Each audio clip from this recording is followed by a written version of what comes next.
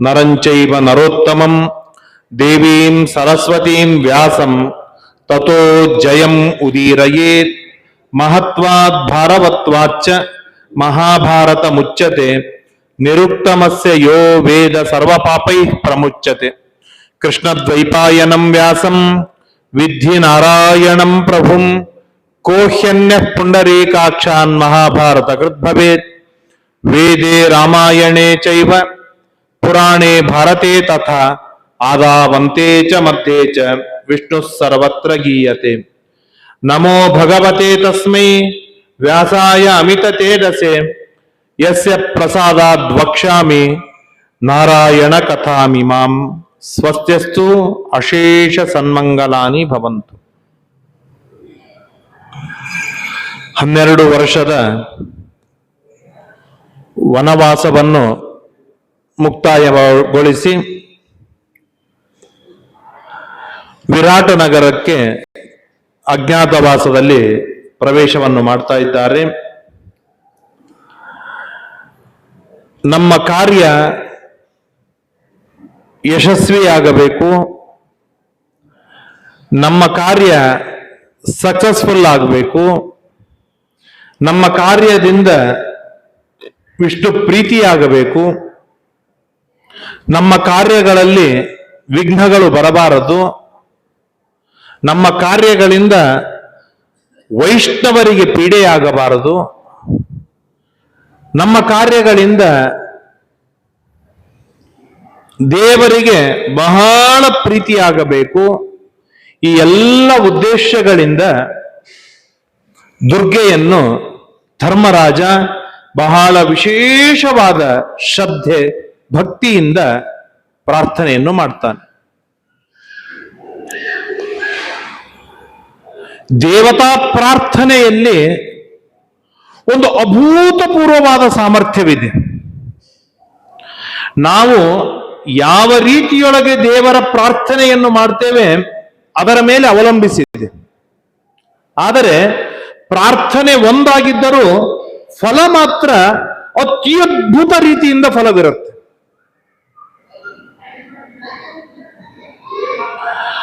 ಸಣ್ಣ ವಾಟಕದೊಳಗಿರುವ ನೀರು ಕೆಳಗೆ ಬಿದ್ದರೆ ಕದಾಚಿತ್ ನಾವು ಉಟ್ಟ ಧೋತ್ರವು ತೊಯ್ದೇ ಇರಬಹುದು. ಪಾಲಿಸ್ಟರ್ ಧೋತ್ರ ಸರಳ ತೊಯ್ಯುವುದಿಲ್ಲ, ಹಾಗೆ ಉಳಿಯತ್ತೆ. ಅಷ್ಟೇ ನೀರನ್ನು ಅದೊಂದು ವಿಶೇಷವಾದ ಪೈಪಿನಲ್ಲಿ ಹಾಕಿ ನಾವು ಫೋರ್ಸ್ ಆಗಿ ಬಿಟ್ಟಾಗ ಗಾಡಿಗೆ ಹತ್ತಿದ ದೊಡ್ಡ ದೊಡ್ಡ ಕಲೆಗಳು ಕೂಡ ಕಿತ್ತಿಕೊಂಡು ಬರುತ್ತೆ.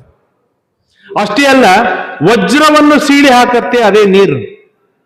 ಅಷ್ಟೇ ಅಲ್ಲ, ನಮ್ಮ ಕೈಯನ್ನು ಸೀಳಿ ಹಾಕತ್ತೆ, ಅಷ್ಟು ವೇಗದಿಂದ ನಾವು ತರಬಹುದು. ಯಾಕೆ ನೀರಿನಲ್ಲಿ ಅಷ್ಟು ಸಾಮರ್ಥ್ಯವಿದೆ? ನೀರಿನಲ್ಲಿ ಹೆಚ್ಚಿನ ಸಾಮರ್ಥ್ಯವಿಲ್ಲ. ಆ ನೀರಿಗೆ ಬಳಸುವಂತಹ ಫೋರ್ಸ್, ಶಕ್ತಿ ಏನಿದೆ, ಆ ಶಕ್ತಿಯಲ್ಲಿ ಸಾಮರ್ಥ್ಯವಿದೆ. ಎಷ್ಟು ಆ ಶಕ್ತಿಯನ್ನು ಬಳಸ್ತೇವೆ, ಅದೇ ನೀರು ಅಷ್ಟು ಫಲಕಾರಿ ಆಗತ್ತೆ. ಹಾಗೆ ನಾವು ಮಾಡುವ ಧರ್ಮ, ನಾವು ಮಾಡುವ ವಿಷ್ಣು ಭಕ್ತಿ, ನಾವು ಮಾಡುವ ದೇವರ ಪ್ರಾರ್ಥನೆ, ಇದು ಬ್ರಹ್ಮದೇವರು ಮಾಡ್ತಾರೆ, ನಾವು ಮಾಡ್ತೇವೆ. ಮತ್ತು ಫಲ ಯಾಕೆ ಬ್ರಹ್ಮದೇವರಿಗೆ, ದೇವತೆಗಳಿಗೆ, ಜ್ಞಾನಿಗಳಿಗೆ ಅಷ್ಟು ಫಲ ಯಾಕೆ ನಮಗ್ಯಾಕೆ ಸಿಗಲಿಲ್ಲ ಅಂದರೆ, ಅದರಲ್ಲಿ ಫೋರ್ಸ್, ಶಕ್ತಿಯನ್ನು ತುಂಬುವ ಕಲೆ ಏನಿದೆ ಅದು ನಮಗೆ ಗೊತ್ತಿಲ್ಲ. ಆದ್ದರಿಂದಾಗಿ ಅದು ನೀರು, ತಂಬಿಗೆ ನೀರು ಕೆಳಗೆ ಬಿದ್ದರೂ ಕೂಡ ನಮ್ಮ ಧೋತ್ರವೂ ತೊಯ್ದೇ ಇರುವಷ್ಟು ಫೋರ್ಸ್ ಅದರಲ್ಲಿ ಇರುತ್ತೆ. ಪ್ರಾರ್ಥನೆ ಒಂದೇ, ಫಲ ವಿಭಿನ್ನ. ಯಾಕೆ? ಆ ಪ್ರಾರ್ಥನೆಯಲ್ಲಿರುವ ಶಕ್ತಿ ಏನಿದೆ ಅಷ್ಟು ಅಭೂತಪೂರ್ವವಾದ ಶಕ್ತಿ ಉಳ್ಳದ್ದಾಗಬೇಕು. ಎಷ್ಟು ಜನರಿಗೆ ಆರಾಮಾಗಲಿ ಅಂತ ನಾವು ಹರಿಸುವುದಿಲ್ಲ. ಏನ್ ವಿಚಾರ ಮಾಡಬೇಡ್ರಿ, ಆರಾಮಾಗತ್ತೆ ಅಂತ ನಾವು ಹೇಳ್ತೇವೆ. ಯಾರಿಗೆ ಹೇಳಿರ್ತೇವೆ ಅವನಿಗೆ ಆರಾಮ ಆಗುವುದಿಲ್ಲ, ಇನ್ನೂ ಆ ರೋಗ ಉಲ್ಬಣಿಸ್ತದೆ. ಅದೇ ಸ್ವಾಮಿಗಳು ಹೇಳಿದ್ದಾರೆ, ಅವರ ಶಬ್ದಕ್ಕೂ ನನ್ನ ಶಬ್ದಕ್ಕೂ ಏನು ವ್ಯತ್ಯಾಸವಿದೆ? ಅವರು ಆರಾಮಾಗ್ತದಪ್ಪ, ಬೇಗ ಆರಾಮಾಗತ್ತೆ ಅಂತ ಹೇಳಿದ್ರು, ನಾನು ಬೇಗ ಆರಾಮಾಗತ್ತೆ ಅಂತ ಹೇಳಿದೆ. ಆದರೆ ನಾನು ಹೇಳಿದಾಗ ರೋಗ ಉಲ್ಬಣಿಸ್ತೆ ಯಾಕೆ, ಅವರು ಹೇಳಿದಾಗ ಆರೋಗ್ಯವಂತನೇ ಯಾಕೆ ಆದ? ಅಂದ್ರೆ ಆರಾಮ ಆಗಲಿ ಅನ್ನೋದ್ರೊಳಗೆ ಏನು ಬಹಳ ವ್ಯತ್ಯಾಸವಿಲ್ಲ. ಆದರೆ ಆಗಲಿ ಅಂತ ಹೇಳ್ತಾ ಇರುವಾಗ ಒಂದು ಏನು ಅದ್ಭುತವಾದ ಶಕ್ತಿ ಇದೆ ನೋಡಿ, ಆ ಶಕ್ತಿಯಲ್ಲಿ ಅತ್ಯದ್ಭುತವಾದ ಸಾಮರ್ಥ್ಯವಿದೆ. ಸಂಸಾರದ ರೋಗದಿಂದಲೂ ಮುಕ್ತನಾಗುವಂತಹ ಸಾಮರ್ಥ್ಯವಿದೆ. ಆ ಶಕ್ತಿ ಸಂಪಾದನೆ ಮಾಡಿಕೊಳ್ಳುವುದು ಇದು ನಮಗೆ ಅತ್ಯಂತ ಅನಿವಾರ್ಯ ಎನ್ನುವುದನ್ನು ಈ ಮಹಾಭಾರತದಲ್ಲಿ ಧರ್ಮರಾಜ ಮಾಡಿದ ದುರ್ಗೆಯ ಸ್ತೋತ್ರದಿಂದ ನಾವು ತಿಳಿಯಬಹುದು. ದುರ್ಗಾ ಸ್ತೋತ್ರವನ್ನು ಮಾಡಿದ ಕ್ಷಣದೊಳಗೇನೆ ದುರ್ಗೆ ಬರ್ತಾಳೆ, ಪ್ರತ್ಯಕ್ಷಳಾಗ್ತಾಳೆ, ಅನುಗ್ರಹವನ್ನು ಮಾಡ್ತಾಳೆ, ನಿನ್ನ ರಾಜ್ಯ ನಿನಗೆ ಸಿಗತ್ತೆ ಅಂತ ಹೇಳಿ ಆಶೀರ್ವಾದವನ್ನು ಮಾಡಿ ಹೊರಡ್ತಾಳೆ. ಅಲ್ಲಿಂದ ಮುಂದೆ ವಿರಾಟ ಪಟ್ಟಣಕ್ಕೆ ಪ್ರವೇಶವನ್ನು ಮಾಡಬೇಕು. ಪ್ರವೇಶವನ್ನು ಮಾಡ್ತಾ ಇರುವಾಗ ನಮ್ಮ ಕೋಡ್ ವರ್ಡ್, ನಮ್ಮ ಹೆಸರೇನು ಅಂತ ಎಲ್ಲರೂ ಕುಳಿತುಕೊಂಡು ವಿಚಾರವನ್ನು ಮಾಡಿದಾಗ ಹೇಳ್ತಾರೆ, ಧರ್ಮರಾಜ ಜಯ ಸ್ವರೂಪಿ ನೀನು, ಆದ್ದರಿಂದಾಗಿ ನಿನ್ನ ಹೆಸರು ಜಯ. ಎಲ್ಲಾ ಜಯಗಳಿಗೂ ಕೂಡ ಸ್ವಾಮಿಯಾದವನು ಯಾರು? ಯಾರಿಂದ ಜಯ ಸಿಗತ್ತೆ? ಭೀಮಸೇನ ದೇವರಿಂದ ಜಯ ಸಿಗತ್ತೆ. ಆದ್ದರಿಂದಾಗಿ ಭೀಮಸೇನ ದೇವರ ಹೆಸರು ಜಯೇಶ. ಜಯ ಧರ್ಮವಿದ್ದಲ್ಲಿ ಜಯ ನಿಶ್ಚಿತ. ಆದ್ದರಿಂದಾಗಿ ಧರ್ಮಣ್ಣ ನಿನ್ನ ಹೆಸರು ಜಯ. ಜಯ ತಂದು ಕೊಡುವವನು ಭೀಮಸೇನ ದೇವರು. ಆದ್ದರಿಂದಾಗಿ ಭೀಮಸೇನ ದೇವರ ಹೆಸರು ಜಯೇಶ. ವಿಜಯ ಅರ್ಜುನನ ಹೆಸರು, ಜಯತ್ಸೇನ ನಕುಲನ ಹೆಸರು, ಜಯದ್ಬಲ ಸಹದೇವನ ಹೆಸರು. ಹೀಗೆ 5 ಜನ ತಾವು ತಮ್ಮ ತಮ್ಮ ಹೆಸರನ್ನು ಇಟ್ಟುಕೊಳ್ತಾರೆ. ಇಟ್ಟುಕೊಂಡು ಪಟ್ಟಣವನ್ನು ಪ್ರವೇಶವನ್ನು ಮಾಡ್ತಾರೆ. ಪಟ್ಟಣವನ್ನು ಪ್ರವೇಶವನ್ನು ಮಾಡ್ತಾ ಇರುವಾಗ ವಿರಾಟ ರಾಜ ಸಿಂಹಾಸನದ ಮೇಲೆ ಕುಳಿತುಕೊಂಡಿರ್ತಾನೆ. ಲಕ್ಷಾವಧಿ ಜನ, ಸಾವಿರಾರು ಜನ ಎಲ್ಲ ಬಂದು ನಿಂತಿರ್ತಾರೆ. ಅದರೊಳಗೆ ಅದ್ಭುತವಾದ ತೇಜಸ್ಸು. ಮನುಷ್ಯ ಎಷ್ಟು ತೇಜಸ್ವಿಯಾಗಿರ್ತಾನೆ, ಎಷ್ಟು ಓಜಸ್ವಿಯಾಗಿರ್ತಾನೆ, ಆ ಹಿರಿಯರಿಗೆ ಅವನ ಮುಖ ಎದ್ದು ಕಾಣಿಸುತ್ತೆ. ಲಕ್ಷ ಜನರ ಗುಂಪಿನೊಳಗೂ ಕೂಡ ಅವನ ಕಡೆಗೆ ನೋಡ್ತಾ ಹೋಗಿಬಿಟ್ಟಿರ್ತಾರೆ. ಉಳಿದವ್ರು ನೋಡಿರೋದೇ ಇಲ್ಲ. ಯಾಕೆಂತಂದ್ರೆ ಉಳಿದವ್ರ ಮಾರಿ ಎಲ್ಲ ಒಂದೇ ಕಾಮನ್ ಆಗಿರ್ತದೆ, ಅಲ್ಲಿ ಏನು ಪ್ರಕಾಶವಿರೋದಿಲ್ಲ. ಸ್ವಲ್ಪ ಅಲ್ಲಿ ಏನಾದ್ರೂ ಡಿಫರೆಂಟ್ ಇತ್ತು ಅಂತಂದ್ರೆ ಅವನು ಎದ್ದು ಕಾಣಿಸ್ತಾನೆ. ಹಾಗೆ ವಿರಾಟ ರಾಜ ಕೇಳ್ತಾನೆ, ಕೋವಾ ವಿಜಾನಾತಿ ಪುರಾಸ್ಯ ದರ್ಶನಂ, ಯಾರಿವ? ನೋಡೇ ಇಲ್ಲಲ್ಲ ಹಿಂದೆಂದು. ಏನ್ ಮುಖದ ಮೇಲೆ ತೇಜಸ್ಸಿದೆ, ಅದ್ಭುತವಾದ ತಾರುಣ್ಯವಿದೆ, ಗಾಂಭೀರ್ಯವಿದೆ, ಅಪ್ರತಿಮವಾದ ರೂಪವಿದೆ, ನೋಡಿದ್ರೆ ಗುಣವಂತನಾಗಿದ್ದಾನೆ ಎಂಬುದಾಗಿ ತೋರ್ತಾ ಇದೆ, ಯಾರಿವ ಅಂತ ಕೇಳಿದಾಗ ಯುಧಿಷ್ಠಿರ ಬಂದು ನಮಸ್ಕಾರವನ್ನು ಮಾಡಿ ಹೇಳ್ತಾನೆ, ರಾಜ ನಾನು ಸಭಾಸ್ಥರ, ರಾಜನಿಗೆ ಆಪ್ತ ಸಲಹೆಯನ್ನು ಕೊಡುವವನು, ನನ್ನ ಹೆಸರು ಕಂಕ ಎಂಬುದಾಗಿ, ನಾನು ಧರ್ಮರಾಜನಿಗೆ ಬಹಳ ಪ್ರಿಯನಾದವನು. ನಾನು ಧರ್ಮರಾಜ ಏನು ಸಲಹೆಗಳನ್ನು ಪಡೆಯಬೇಕಂದ್ರೂ ನನಗೆ ಕೇಳಿ ಪಡೀತಿದ್ದ ಧರ್ಮರಾಜ. ಏನ್ ಮಾಡಬೇಕು? ಧರ್ಮರಾಜ ರಾಜ್ಯಭ್ರಷ್ಟನಾದ. ರಾಜ್ಯಭ್ರಷ್ಟನಾದ್ದರಿಂದಾಗಿ 12 ವರ್ಷ ಅವನ ಜೊತೆಗೆ ಇದ್ದೆ ವನವಾಸದೊಳಗೆ. ಈಗ ಅಜ್ಞಾತವಾಸಕ್ಕೆ ಧರ್ಮರಾಜ ಎಲ್ಲಿ ಹೋದೋ ಗೊತ್ತಿಲ್ಲ.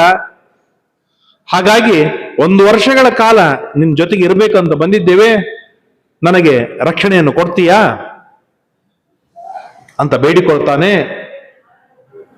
ಬೇಡಿಕೊಂಡಾಗ ವಿರಾಟ್ ರಾಜ ಕೇಳ್ತಾನೆ, ಎಲ್ಲರೂ ಧರ್ಮರಾಜನಿಗೆ ಬೇಕಾದವರು ಅಂತ ಹೇಳಿಬಿಟ್ರೆ ಹೇಗೆ? ಆಧಾರ್ ಕಾರ್ಡ್ ಬೇಕಲ್ಲ, ಪ್ಯಾನ್ ಕಾರ್ಡ್ ಬೇಕಲ್ಲ ಅಂತಂದಾಗ ಹೇಳ್ತಾನೆ, ಏನು ಶ್ರುತಂಚ ಶೀಲಂಚ ಕುಲಂಚ ಶಂಸಮೇ. ಆಗಿನ ಕಾಲದ ಆಧಾರ್ ಕಾರ್ಡ್ ಏನು ಅಂತಂದ್ರೆ, ನೀನು ಎಷ್ಟು ಕೇಳಿದ್ದೀಯಾ, ಎಷ್ಟು ಶಾಸ್ತ್ರದ ಅಧ್ಯಯನವನ್ನು ಮಾಡಿದ್ದೀಯ ಹೇಳು, ನಿನ್ನ ಶೀಲ ಹೇಳು, ಮೊಟ್ಟ ಮೊದಲಿಗೆ ನಿನ್ನ ಕುಲ ಏನು, ನಿನ್ನ ಗೋತ್ರ ಏನು, ನಿನ್ನ ಹೆಸರೇನು, ನಿನ್ನ ಯಾವ ದೇಶ ಯಾವುದು. ಇಷ್ಟು ಹೇಳಿಬಿಟ್ರೆ ನಂಬಿಡ್ತಿದ್ರ? ಆಗಿನ ಕಾಲದವ್ರು ನಂಬಿ ಬಿಡ್ತಿದ್ರ? ನಂಬಿಕೆ ಬರ್ತಿತ್ತ ಅಂತಂದ್ರೆ ಮುಂದೆ ಹೇಳ್ತಾರೆ ಮಹಾಭಾರತ, ಸತ್ಯ ಪ್ರತಿಜ್ಞಾ ಹಿ ಭವಂತಿ ಸಾಧವಃ. ನಿಮ್ಮಂತ ಸಾಧುಗಳ ಬಾಯಿಯೊಳಗೆ ಒಂದು ಮಾತು ಬಂದಿದೆ ಅಂತಂದ್ರೆ ಆ ಮಾತು ಸತ್ಯವಾಗಿರುತ್ತೆ. ಆ ನಂಬಿಕೆ ನಂದು. ನಂಬಿಕೆ ದ್ರೋಹ ಮಾಡಿದರೆ ಹಾಳಾಗುವುದು, ಗಲ್ಲಿಗೇರುವುದು ನಿಮ್ಮ ಕರ್ತವ್ಯ. ಆದರೆ ಸಾಧುಗಳನ್ನು ನಂಬುವುದು ನನ್ನ ಜವಾಬ್ದಾರಿ, ನನ್ನ ಕರ್ತವ್ಯವಾಗಿದೆ ಹೇಳಿ ಅಂತ ಹೇಳಿದಾಗ ಸಾಕಷ್ಟು ಮಾತುಗಳನ್ನು ಹೇಳಿ ಕೊನೆಗೆ ಒಂದು ಮಾತನ್ನು ಹೇಳ್ತಾನೆ, ಗುರೂಪದೇಶ ನಿಯಮಾಚ್ಚ ಮೇ ವ್ರತಂ. ರಾಜ, ಏನ್ ಹೇಳಿ ನಾನು? ನನ್ನ ಕುಲದಲ್ಲಿ ಬಂದಂತಹ ಯಾವ ವ್ರತವನ್ನು ನಾನು ಕಡಿಮೆ ಮಾಡಿಲ್ಲ, ಹೆಚ್ಚು ಮಾಡಿದ್ದೇನೆ. ಯಾಕೆ? ನನಗೆ ಅಂತಹ ಗುರುಗಳು ಸಿಕ್ಕರು, ಅಂತಹ ಮಾರ್ಗದರ್ಶನದೊಳಗೆ ನಾನು ಬಂದಿದ್ದೇನೆ. ನನ್ನ ಕುಲಾಚಾರಗಳಿಗೆ ನಾನು ಎಂದಿಗೂ ಕಾಮ ಇಟ್ಟಿಲ್ಲ, ಅದನ್ನು ನಾನು ಹೆಚ್ಚು ಮಾಡಿದ್ದೇನೆ. ಇದು ಇವತ್ತು ನಮಗೆ ಅತ್ಯಂತ ದೊಡ್ಡದಾದ ಆದರ್ಶವಾಗಿರ್ತಕ್ಕಂಥ ಮಾತಿದು. ನಾವು ವಿಚಾರವನ್ನು ಮಾಡೋಣ.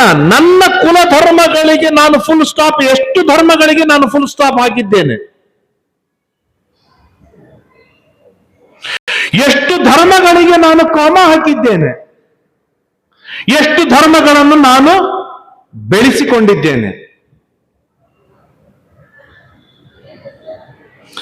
ಒಂದು ಧರ್ಮವನ್ನು ನನ್ನ ಕುಲದಲ್ಲಿ ಬಂದ, ಅನುಚಾನವಾಗಿ ಸತ್ಸಂಪ್ರದಾಯದಲ್ಲಿ ಬಂದ ವಸಿಷ್ಠ, ಹರಿತಸ, ಜಮದಗ್ನಿ ಮುಂತಾದ ಗೋತ್ರಗಳಿಂದ ನಾವೇನಿದ್ದೇವೆ, ಆ ಗೋತ್ರದಿಂದ ಬಂದಂತಹ ಧರ್ಮಗಳನ್ನು ಬೆಳೆಸಿಯೇ ಇಲ್ಲ. ಇದು 100ಕ್ಕೆ 100ರಷ್ಟು ನಿಶ್ಚಿತ. ಒಂದು ಧರ್ಮವನ್ನು, ಇನ್ನ ಒಂದೋ ಎರಡೋ ಧರ್ಮಗಳಿಗೆ ಕಾಮ ಇಟ್ಟಿದ್ದೇವೆ. ಏನು? ಆಷಾಢ ಏಕಾದಶಿ ಒಂದು ಮಾಡಿದ್ರೆ ಸಾಕು, ಇನ್ನು 23 ಏಕಾದಶಿ ಕೃಷ್ಣಾರ್ಪಣ, ಆಷಾಢ ಏಕಾದಶಿ ಅಥವಾ ವೈಕುಂಠ ಏಕಾದಶಿ, ತಿಂಗಳಿಗೊಮ್ಮೆ ಆದಾಗ ದೇವರ ಪೂಜಾ, ಆದಾಗ ಇನ್ನೊಂದು ಕರ್ಮ, ಇವೆಲ್ಲ ಏನಿದ್ರು ಕಾಮ.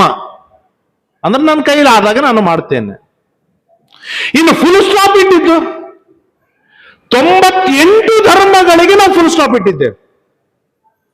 ಅಂದರೆ ನನ್ನ ಮಕ್ಕಳಿಗೆ, ನನ್ನ ಮೊಮ್ಮಕ್ಕಳಿಗೆ, ನನ್ನ ಮರಿಮಕ್ಕಳಿಗೆ, ನನ್ನ ವಂಶದೊಳಗೆ ಈ ತರಹದ ಕುಲಾಚಾರಗಳು ಇತ್ತು ಎನ್ನುವುದು ಅವ್ರಿಗೆ ಗೊತ್ತೇ ಆಗೋದಿಲ್ಲ.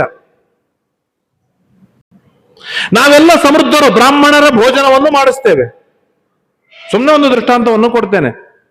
ಬ್ರಾಹ್ಮಣರ ಭೋಜನ ಮಾಡ್ತೇವೆ, ಪಿತೃಶ್ರಾದ್ದವನ್ನು ಮಾಡ್ತೇವೆ. ಎಲ್ಲಿ ಮಾಡ್ತೇವೆ ಪಿತೃಶ್ರಾದ್ದ? ಮನೆಯಲ್ಲಿ ಮಾಡ್ತೇವ? ಯಾಕೆ ಮಾಡುವುದಿಲ್ಲ? ನಮ್ಗೆ ರೀಸನ್ ಇದೆ. ನಮ್ ಕೈಲಿ ಆಗುವುದಿಲ್ಲ, ನಮ್ಗೆ ಶಕ್ತಿ ಇಲ್ಲ, ಮನೆಯೊಳಗೆ ಮಾಡೋರಿಲ್ಲ, ಇತ್ಯಾದಿ ಏನೋ 100 ರೀಸನ್ಗಳಿವೆ. ಅದಕ್ಕಾಗಿ ನಾವು ಬೇರೆ ಕಡೆಗೆ ಮಾಡ್ತೇವೆ. ನನ್ನ ಮೊಮ್ಮಗ ಏನು ವಿಚಾರ ಮಾಡ್ತಾನೆ? ನಮ್ಮಪ್ಪ ಮನೆಯೊಳಗೆ ಶ್ರಾದ್ದ ಮಾಡಿಲ್ಲ, ನಮ್ಮಜ್ಜ ನಮ್ಮ ಮನೆಯೊಳಗೆ ಶ್ರಾದ್ದ ಮಾಡಿಲ್ಲ, ಹಾಗಾದರೆ ಮನೆಯೊಳಗೆ ಶ್ರಾದ್ದ ಮಾಡುವ ಪದ್ಧತಿ ನಮ್ಮ ಮನೆಯೊಳಗಿಲ್ಲ. ಫುಲ್ ಸ್ಟಾಪ್ ಬಿತ್ತು ಆ ಧರ್ಮಕ್ಕೆ.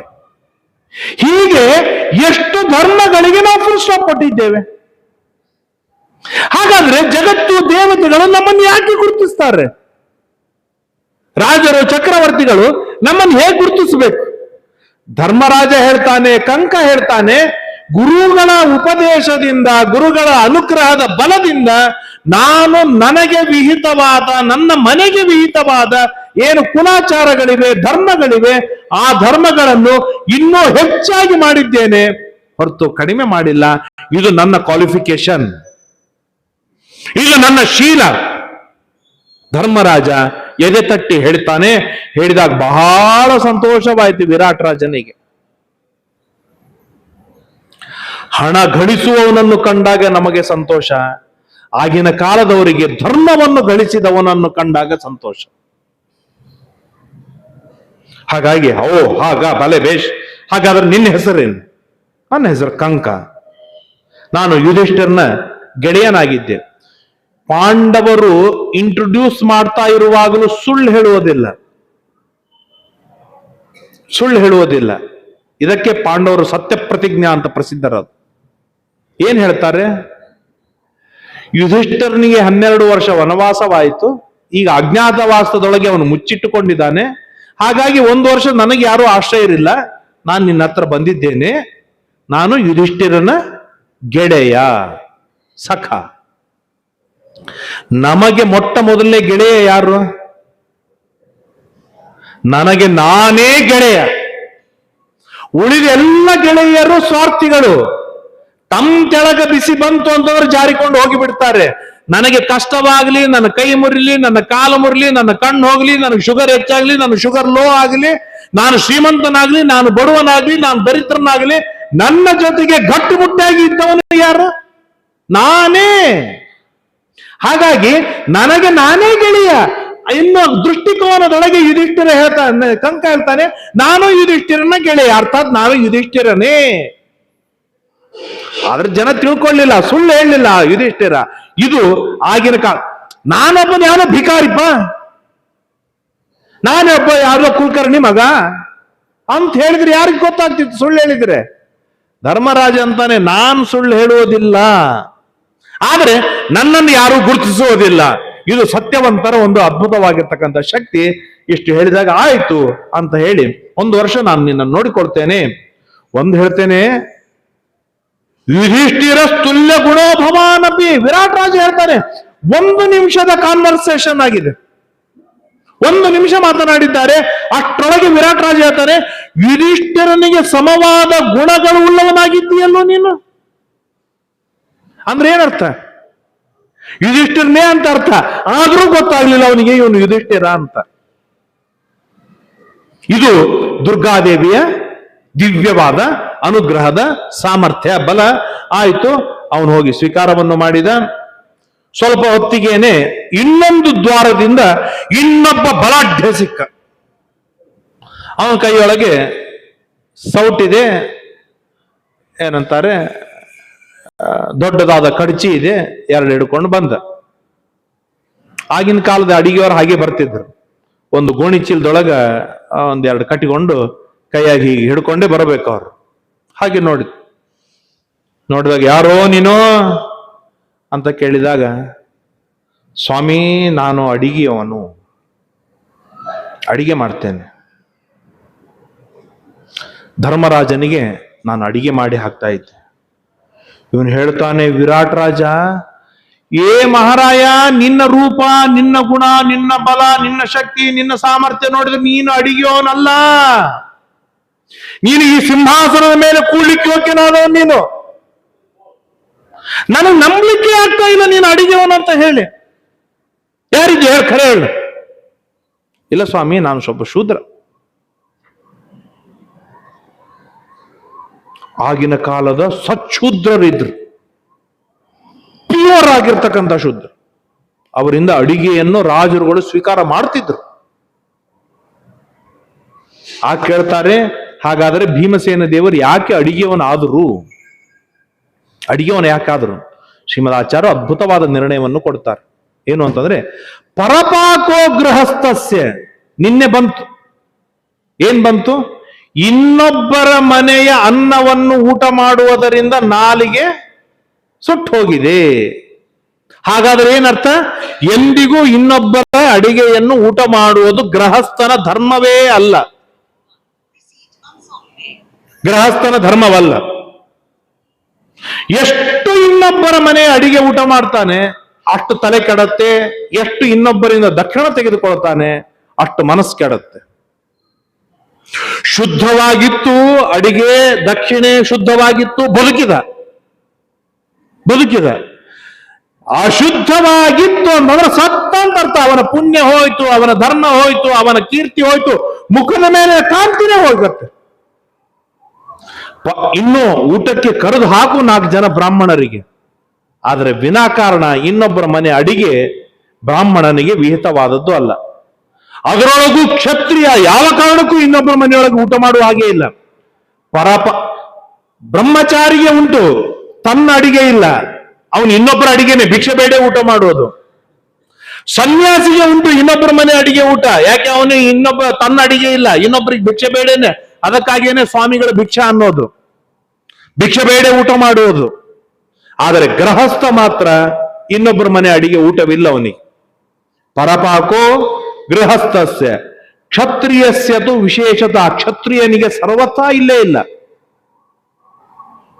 ಹಾಗಾಗಿ ಭೀಮಸೇನ ದೇವರು ವಿಚಾರ ಮಾಡಿದ್ರು, ನಾನು ಬೇರೆ ಏನಾದ್ರೂ ಇನ್ನೊಬ್ರ ಮನೆ ಅಡಿಗೆ ಊಟ ಮಾಡಬೇಕಾಗತ್ತೆ, ಇನ್ನೊಬ್ರು ಮಾಡಿದ ಅಡಿಗೆ ಊಟ ಮಾಡಬೇಕಾಗತ್ತೆ.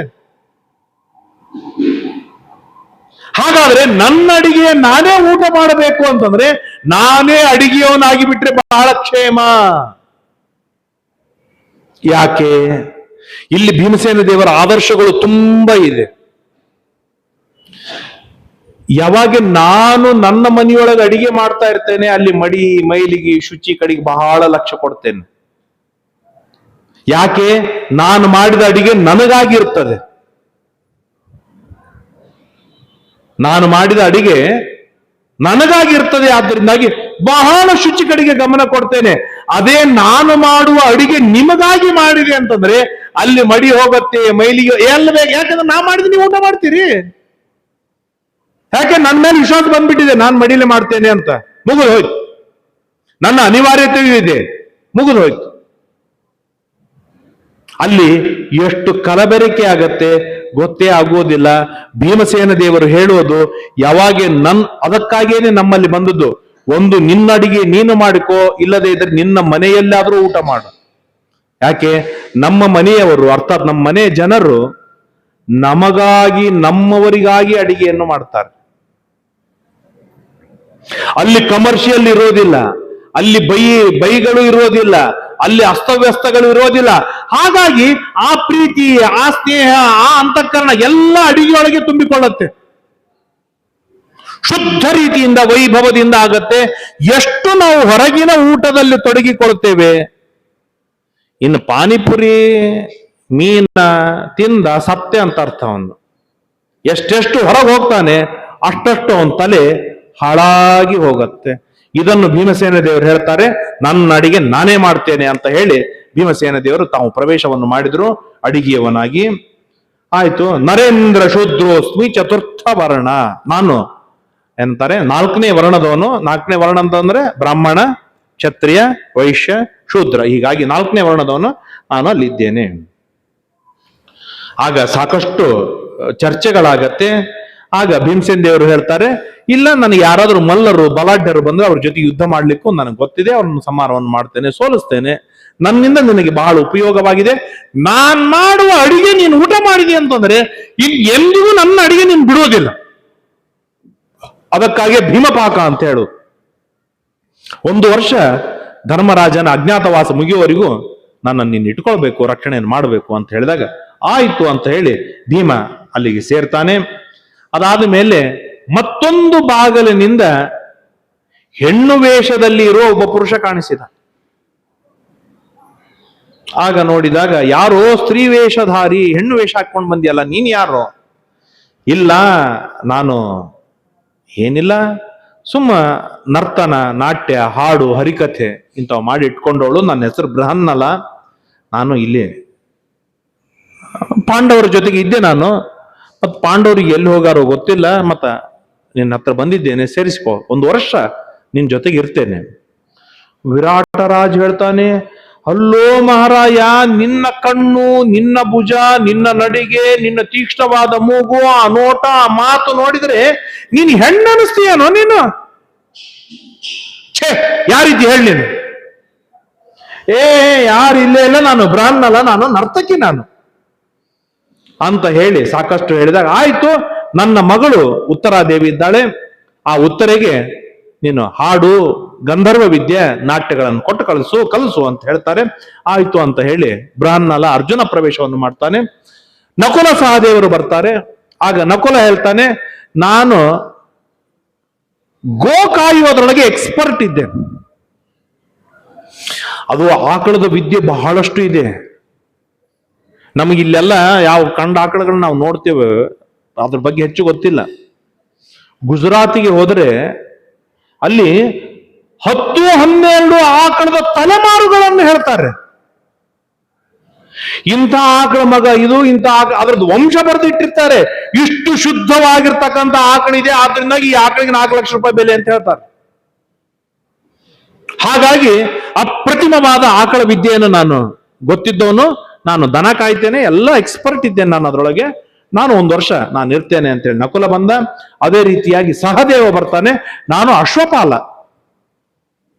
ಯಾವ ಕುದುರೆ ವೇಗವಾಗಿ ಹೋಗುತ್ತೆ, ಯಾವ ಕುದುರೆ ಬಲಾಢ್ಯವಾದದ್ದು, ಯಾವ ಕುದುರೆ ಯುದ್ಧಕ್ಕೆ ಉಪಯೋಗವಾದದ್ದು, ಯಾವ ಕುದುರೆ ಏನಂತಾರೆ ಬೇಟೆಯಾಡುವುದಕ್ಕೆ ಉಪಯೋಗವಾದ್ದು, ಎಲ್ಲ ಕುದುರೆಯ ಬಗ್ಗೆ ನನಗೆ ಜ್ಞಾನ ಗೊತ್ತು, ನಾನು ಹೀಗಿದ್ದೇನೆ ಅಂತ ಹೇಳಿದಾಗ ಆಯ್ತು ಅಂತ ಹೇಳಿ ಅವನನ್ನು ಸ್ವೀಕಾರವನ್ನು ಮಾಡ್ತಾರೆ. ಅದಾಗಿ ಕೆಲ ಹೊತ್ತಿಗೆ ಶೂದ್ರ ವೇಷವನ್ನೇ ಧಾರಣವನ್ನು ಮಾಡಿರುವ ದ್ರೌಪದಿ ಸುದೇಶ್ನೆಯ ಹತ್ರ ಹೋಗ್ತಾಳೆ. ಸುದೇಶ್ನ, ಮತ್ತ ಒಂದು ವರ್ಷ ನನ್ನನ್ನು ನೋಡ್ತೀಯ, ಸಾಕ್ತೀಯಾ? ಆಗ ನಮ್ಗೆ ಕೇಳ್ತಾರೆ, ಯಾಕೆ ದ್ರೌಪದಿ ಶೂದ್ರ ವೇಷವನ್ನು ಧಾರಣ ಮಾಡಿದ್ಲು? ಯಾವ್ದಾದ್ರು ದಾಸಿ ಆಗ್ಬೋದು, ಇನ್ನೇನಾದ್ರೂ ಆಗ್ಬೋದಲ್ಲ ಅಂತ ವಿಚಾರವನ್ನು ಮಾಡಿದಾಗ ಶ್ರೀಮದ್ ಆಚಾರ್ಯ ನಿರ್ಣಯವನ್ನು ಕೊಡ್ತಾರೆ. ಏನು ಅಂತಂದ್ರೆ, ಭೀಮಸೇನ ದೇವರು ಯಾವ ರೂಪದಲ್ಲಿ ಇದ್ದಾರೆ ಅದೇ ರೂಪದಲ್ಲಿ, ಗಂಡ ಯಾವ ರೂಪದಲ್ಲಿ ಇದ್ದಾನೆ ಅದೇ ರೂಪದೊಳಗೆ ಇರೋದು ಹೆಂಡತಿಯ ಧರ್ಮ. ಆದ್ದರಿಂದಾಗಿ ಪ್ರಧಾನ ಪತಿ 5 ಜನ ಪತಿಯರೊಳಗೆ ಏನಾಯ್ತು ಅಂತಂದ್ರೆ, ಯಾವಾಗ ಜೂಜಾಟವಾಡಿ ಸೋತು ವನಕ್ಕೆ ಹೋದಾಗ ಧರ್ಮರಾಜ ದ್ರೌಪದಿಯನ್ನು ಬಿಟ್ಬಿಟ್ಟ. ಹೆಸರಿಗೆ ಗಂಡ ಧರ್ಮರಾಜ, ಆದರೆ ಗಂಡ ಹೆಂಡತಿಯರ ವ್ಯವಹಾರವೇ ಇಲ್ಲ. ಅರ್ಜುನ ಯುದ್ಧವಾದ ಮೇಲೆ ಅರ್ಜುನ ಬಿಟ್ಟು ಬಿಡ್ತಾನೆ ದ್ರೌಪದಿಯನ್ನು. ನಕುಲ ಸಹದೇವರು ಮೊದಲಿಗೆ ಬಿಟ್ಟು ಬಿಟ್ಟಿರ್ತಾರೆ. ಹಾಗಾಗಿ ನಿಯತವಾಗಿ ಕೊನೆಯವರೆಗೂ ಪತಿಯಾಗಿರುವವರು ಯಾರು? ಭೀಮಸೇನ ದೇವರೇ. ಆದ್ದರಿಂದಾಗಿ ಅಲ್ಲೆಲ್ಲ ಬಹಳ ಸೂಕ್ಷ್ಮ ವಿಚಾರಗಳಿವೆ, ಬಂದಾಗ ತಿಳಿದುಕೊಳ್ಳೋಣ. ಅದು ಸ್ಪಷ್ಟವಾಗಿ ಬಿಟ್ಟಾರಂದ್ರೆ ಏನು, ಗಂಡಾಗಿದ್ದಾನಂದ್ರೆ ಏನು, ಅದು ಯಾವುದು ನಮಗೆ ಈ ಫ್ಲೋದೊಳಗೆ ಅರ್ಥ ಆಗ್ಲಿಕ್ಕೂ ಸಾಧ್ಯವಿಲ್ಲ. ಇನ್ನೊಮ್ಮೆ ಯಾವಾಗಾದ್ರೂ ಅದರ ಬಗ್ಗೆ ವಿಸ್ತಾರವಾಗಿ ತಿಳಿಸಿಕೊಡ್ತೇನೆ. ಹಾಗಾಗಿ ಶುದ್ಧವಾಗಿ ಕೊನೆ ತನಕನೂ ಪತಿಯಾಗಿ ಇದ್ದವರು ಯಾರು? ಭೀಮಸೇನ ದೇವರು. ಆದ್ದರಿಂದಾಗಿ ಭೀಮಸೇನ ದೇವರು ಯಾವ ರೂಪವನ್ನು ತಾಳಿದ್ದಾರೆ? ಶೂದ್ರ ವೇಷವನ್ನು ಧಾರಣವನ್ನು ಮಾಡಿದ್ದಾರೆ. ಆದ್ದರಿಂದಾಗಿ ದ್ರೌಪದಿಯೂ ಕೂಡ ಶೂದ್ರ ವೇಷವನ್ನು ಧಾರಣವನ್ನು ಮಾಡಿ ಒಳಗೆ ಪ್ರವೇಶವನ್ನು ಮಾಡ್ತಾರೆ. ಪ್ರವೇಶವನ್ನು ಮಾಡಿದಾಗ ಹೇಗಿತ್ತು ಅಂತಂದ್ರೆ, ಇವತ್ತು ನಮ್ಗೆ ಹಬ್ಬಬ್ಬ ಅಂತಂದ್ರೆ 4 ಲಕ್ಷ ರೂಪಾಯಿ, 5 ಲಕ್ಷ ರೂಪಾಯಿ, 10 ಲಕ್ಷ ರೂಪಾಯಿ ನಾವು ಗಳಿಸಿರ್ತೇವೆ. ನಮ್ಗೆ ಒಂದು ಮಾತಾಡುವಾಗ ಯಾರಾದ್ರೂ ಅಪಹಾಸ ಮಾಡಿದ್ರೆ ಸಿಟ್ಟು ಬಂದ್ಬಿಡುತ್ತೆ, ನಮ್ಮ ಈಗೋ ಹರ್ಟ್ ಆಗಿಬಿಡುತ್ತೆ, ಅಷ್ಟು ತ್ರಾಸಾಗಿ ಬಿಡುತ್ತೆ ನಮ್ಗೆ. ಅಂಥದ್ರೊಳಗೆ ಸಮಗ್ರವಾದ ಭೂಮಂಡಲಕ್ಕೆ ಒಡತಿಯಾದವಳು, ಚಕ್ರವರ್ತಿಯಾದ ಧರ್ಮರಾಜನ ಪತ್ನಿಯಾದವಳು ದ್ರೌಪದಿ. ಆ ದ್ರೌಪದಿ ಹೊರಟ್ರೆ ಊರಿನ ಜನರು ಕಲ್ಲಿಡುತ್ತಾರೆ. ಇದು ಯಾವ್ದೋ ಹುಚ್ಚಿದು ಬಂತು ಅಂತೇಳಿ ನಗುತ್ತಾ ಹಿಂದೆ ಬೆನ್ನತ್ತಿ ಬರ್ತಾರೆ. ಅದನ್ನು ಮೇಲೆ ಇರುವಂತಹ ಪ್ರಸಾದದಲ್ಲಿರ್ತಕ್ಕಂಥ ಸುದೇಶ್ನ ಗಮನಿಸ್ತಾಳೆ. ಯಾರವಳು? ಕರ್ಕೊಂಬ ಇಲ್ಲಿ. ಕತ್ತಿಗೇನು ಗೊತ್ತು, ಕಸ್ತೂರಿ ವಾಸನೆ ಅಂತಾರಲ್ಲ, ಹಾಗಾಗಿ ಮಹಾರಾಣಿಗೆ ಗೊತ್ತು ಮಹಾರಾಣಿಯ ವೈಭವ ಏನಿದೆ ಅನ್ನೋದು. ಹುಚ್ಚಿ ಈ ಕತ್ತಿಗಳಿಗೆ ಏನು ಗೊತ್ತಾಗತ್ತೆ ದ್ರೌಪದಿಯ ಮಹಿಮೆ? ಕಲ್ಲು ಹೋಗಿದ್ದಾರೆ, ಮಣ್ಣು ಹೋಗಿದ್ದಾರೆ, ನಗುತ್ತಾರೆ, ಅಪಹಾಸ ಮಾಡ್ತಾರೆ. ಅದನ್ನು ನೋಡಿ ಸುದೇಶ್ನ ಕರೀತಾಳೆ, ಬಾ ಕರ್ಕೊಂಬನ್ನಿ. ಹೋಗ್ತಾಳೆ. ಯಾರು ನೀನು? ಯಾಕೆ ಬಂದಿ ಇಲ್ಲಿ? ಎಂದು ನಾನು ಈ ಪಟ್ಟಣದಲ್ಲಿ ನಿನ್ನ ನೋಡೇ ಇಲ್ಲಲ್ಲ. ಇಲ್ಲ ಸ್ವಾಮಿ, ನಾನು ಹೀಗೆ ಬಂದಿದ್ದೇನೆ, 1 ವರ್ಷ ನೀನು ನನ್ನನ್ನು ಇಟ್ಕೊಂಡು ಸಾಕ್ಬೇಕು. ನಾನು ಸತ್ಯಭಾಮೆಗೆ ಕಾಸ್ಮೆಟಿಕ್ಸ್ ಹಾಕಿ ತಯಾರು ಮಾಡಿದವಳು ನಾನು, ಅವಳಿಗೆ ಹೆರಳು ಹಾಕಿದವಳು ನಾನು. ಯಾಕೆ? ಸತ್ಯಭಾಮೆ ಸೇವೆಯನ್ನು ಮಾಡಿರ್ತಾಳೆ. ಇವತ್ತಿನವರಿಗೆ ಹಿರಿಯರಿಗೆ ಕಿರಿಯರಿಗೆ ಹೆರಳು ಹಾಕ್ಬೇಕನ್ನೋ ಕಾನ್ಸೆಪ್ಟ್ ಹೋಗ್ಬಿಟ್ಟಿದೆ. ಯಾಕಂತಂದ್ರೆ ಹೆರಳೇ ಹಾಕೊಳ್ಳೋದಿಲ್ಲ, ಯಾವಾಗಲೂ ಬಿಚ್ಚೆ ಇಟ್ಟಿರ್ತಾರೆ. ಮೊದಲಿಗೆಲ್ಲ ಹಾಗಿದ್ದಿದ್ದಿಲ್ಲ, ಯಾರ್ಯಾರಿಗೆ ಸಮಯ ಸಿಕ್ತಿತ್ತು ಅವ್ರು ಹೆರಳು ಹಾಕ್ತಿದ್ರು. ಹಾಗಾಗಿ ನನಗಿಂತಲೂ ಹಿರಿಯಳಾದ ಸತ್ಯಭಾಮೆಗೆ ನಾನು ಹೆರಳು ಹಾಕಿದವಳು, ಅವಳನ್ನು ಶೃಂಗಾರ ಮಾಡಿದವಳು ನಾನು. ಅವಳೇ ನನ್ನನ್ನು ದ್ರೌಪದಿಯ ಬಳಿ ಕೊಟ್ಟು ಕಳಿಸಿದ್ಲು, ದ್ರೌಪದಿಗೆ ಸೇವೆ ಮಾಡು ಅಂತೇಳಿ. ದ್ರೌಪದಿ ಹತ್ರ ನಾನು ಸೇವೆ ಮಾಡ್ತಾನೇ ಇದ್ದೆ ಇಷ್ಟು ವರ್ಷಗಳ ಕಾಲ. ಈಗ ದ್ರೌಪದಿ ಅಜ್ಞಾತವಾಸದಲ್ಲಿ ಹೋಗಿದ್ದಾಳೆ. ಆದ್ರಿಂದಾಗಿ ನನಗೆ ಎಲ್ಲಿ ಹೋಗ್ಲಿ ಹೇಳು, ನೀವೇ ಬೇಕಲ್ಲ ಆಶ್ರಯ ನನಗೆ. ಆದ್ರಿಂದಾಗಿ ನಿನ್ನ ಹತ್ರ ಬಂದಿದ್ದೇನೆ, 1 ವರ್ಷ ನನ್ನನ್ನು ಇಟ್ಟುಕೋ ಸಾಕು. ಅವಳಿಗೆ ಸಂಶಯ ಬಂತು, ಅಲ್ಲ ಕೂದಲ ಬಿಚ್ಚಿ ಹಾಕಿವೆ ನಿಂದು? ಇವೆಲ್ಲ ಮಹಾಭಾರತ ನಾನು ಮೊದಲಿಗೆ ಹೇಳಿದೆ, ಹೆಜ್ಜೆಜ್ಜಿಗೆ ನಮಗೆ ಕನ್ನಡಿಯಾಗಿದೆ. ದ್ರೌಪದಿ ಉತ್ತರವನ್ನು ಕೊಡ್ತಾಳೆ, ಇನ್ನೊಬ್ಬ ಪುರುಷ ನನ್ನ ಕೂದಲವನ್ನು ಮುಟ್ಟಿದ್ದಾನೆ, ಆದ್ರಿಂದಾಗಿ ನಾನು ಬಿಚ್ಚಿಟ್ಟಿದ್ದೇನೆ.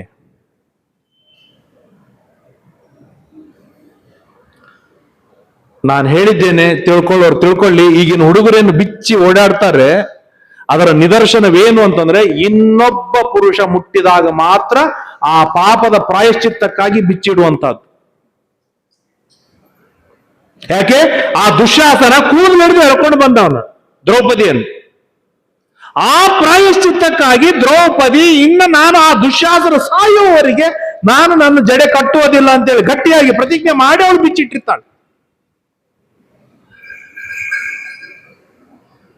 ಆಗ ಅವಳು ಹೇಳ್ತಾಳೆ, ಸಾಕಷ್ಟು ಮಾತನಾಡ್ತಾಳೆ. ಮಾತಾಡಿದ ಮೇಲೆ ಅವಳ ಸುದೇಶ್ನ ತಲೆ ಕೂದಲಿನಿಂದ ಹಿಡಿದು ಪಾದದವರೆಗೆ ಗಮನಿಸ್ತಾಳೆ 2 ನಿಮಿಷ.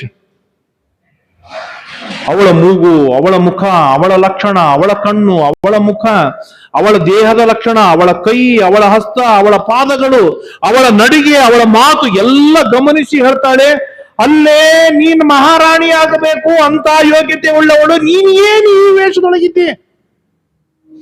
ಛೇ ಛೇ ಛೇ, ಇಂಥ ವೇಷದೊಳಗೆ ನಿನ್ನಂತವ್ರು ಇರ್ಲೇಬಾರದು.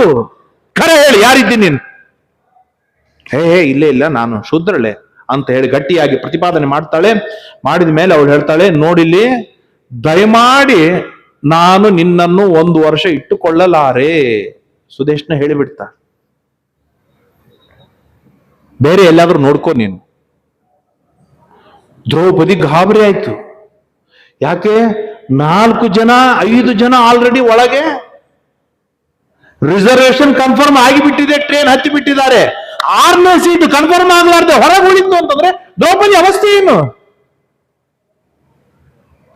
ಅವಳು ದ್ರೌಪದಿ ಉಬ್ಬು ಗಂಟು ಹಾಕಿ ಕ್ವಶನ್ ಮಾರ್ಕ್ ಹಾಕಿ ಕೇಳ್ತಾಳೆ, ಯಾಕೆ? ಆಗ ಅವಳು ಹೇಳ್ತಾಳೆ, ಅಲ್ಲಮ್ಮ, ನನಗೆ ನಿನ್ನಂತಹ ಸತ್ಯವಂತಳು, ಸಾತ್ವಿಕಳು, ರೂಪಿಯಾದವಳು, ಸಜ್ಜನಳನ್ನು ನಾನು ಇಟ್ಟುಕೊಳ್ಳೋದಕ್ಕೆ ನನಗೇನು ಸಂಶಯ ಇಲ್ಲ.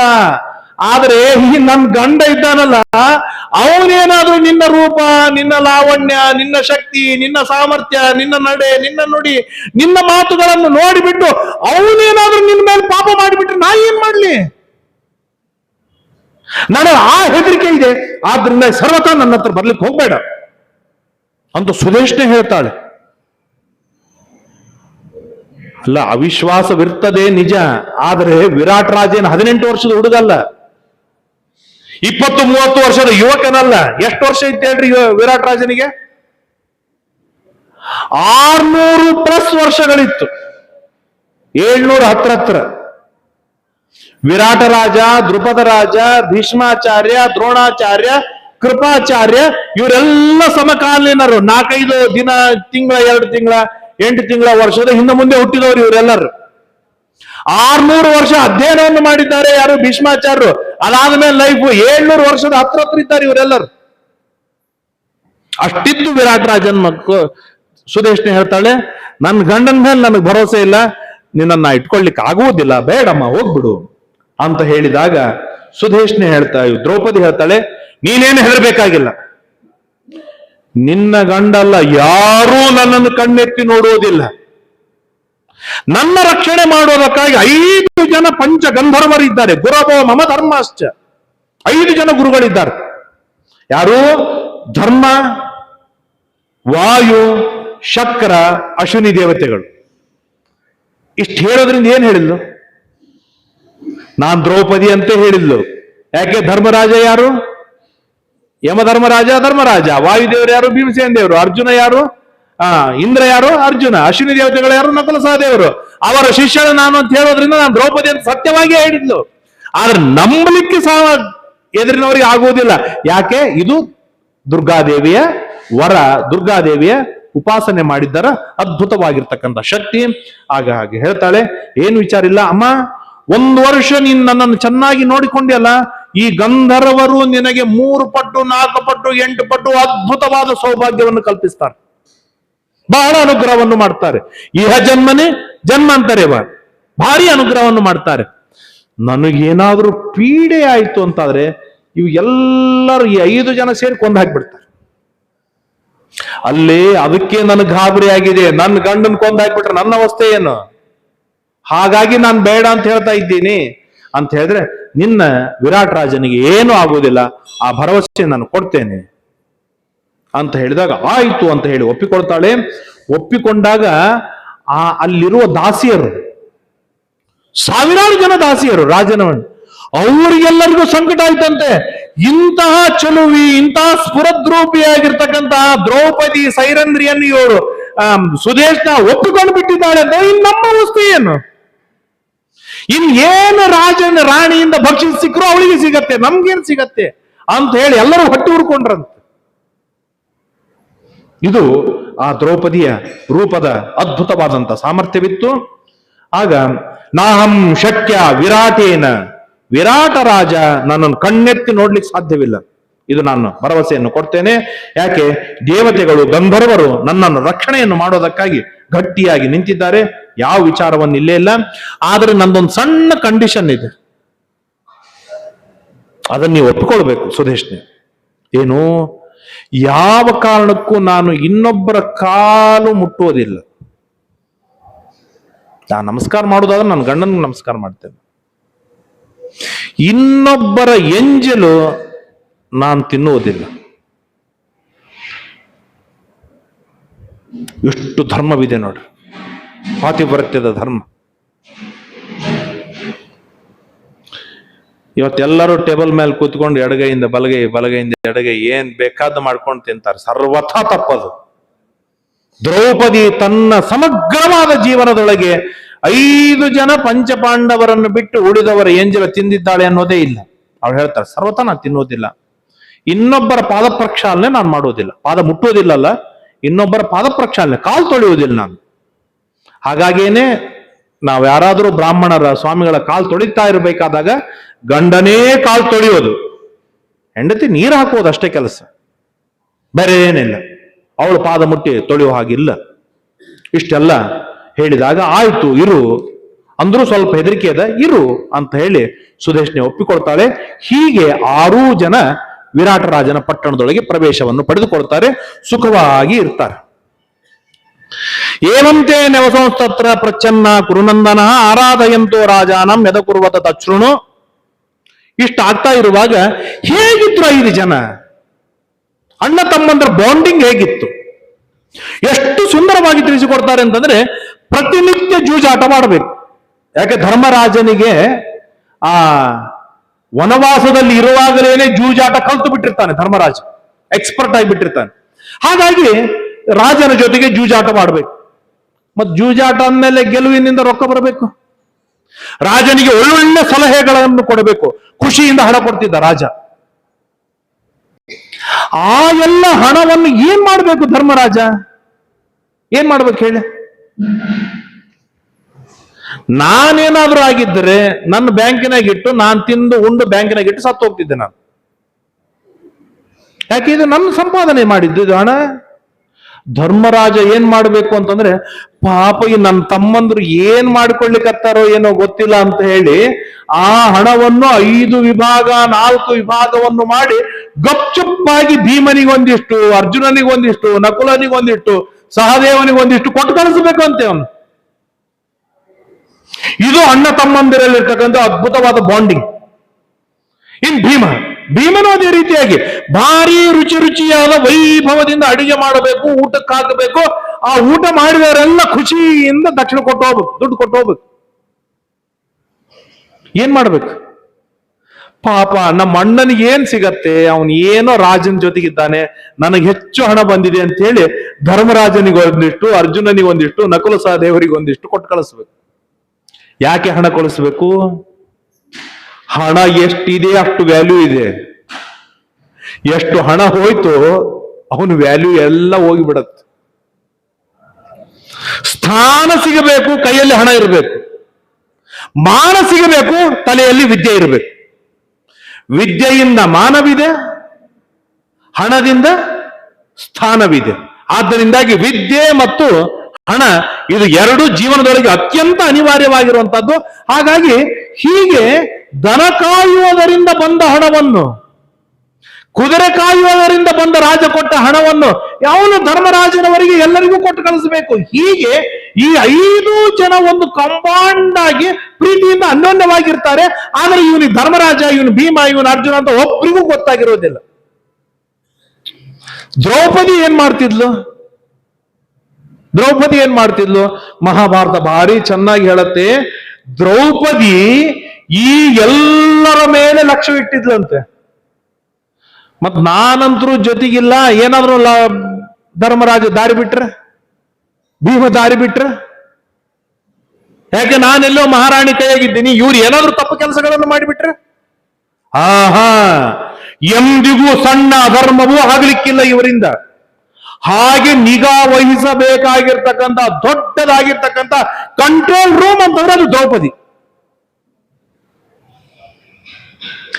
ಯಾವಾಗೇ ಅಲ್ಲಿಂದ ಏನಂತಾರೆ ಫ್ರೀ ಸಿಗತ್ತೆ, ಆಗ ಅಧರ್ಮದಲ್ಲಿ ತೊಡಗಿಕೊಳ್ತಾನೆ. ಯಾವಾಗ ಹೆಂಡತಿ ನಡ್ರಿ ಇವತ್ತೊಂದ್ ದಿವಸ ಹೋಟೆಲ್ ಹೋಗಿ ಬರೋಣ ಅಂತಾಳೆ, ಆಗ ಅವನ್ ಬಿದ್ದ ಅಂತ ಅರ್ಥ. ಇದು ದ್ರೌಪದಿ, ಈ ಭೀಮ, ಈ ಅರ್ಜುನ, ಈ ಧರ್ಮರಾಜ, ಈ ನಕುಲ, ಈ ಸಹದೇವರಿಂದ ಸಣ್ಣ ಅಧರ್ಮವೂ ಆಗದೆ ಇರುವ ಹಾಗೆ ವಿರಾಟರಾಜನ ಪಟ್ಟಣದೊಳಗೆ ಅಜ್ಞಾತವಾಸದಲ್ಲಿ ಇರುವಾಗಲೂ ಕೂಡ ಸಣ್ಣಗೆ ಲಕ್ಷ್ಯ ಕೊಟ್ಟಿರ್ತಾಳಂತ. ಅವ್ರಿಗೆ ಗೊತ್ತಾಗತ್ತೆ ಅಂತ ದ್ರೌಪದಿ ನಮ್ಮ ಮೇಲೆ ಲಕ್ಷ್ಯ ಇಟ್ಟಿದ್ದಾಳೆ ಅಂತ ಅನ್ನೋದು.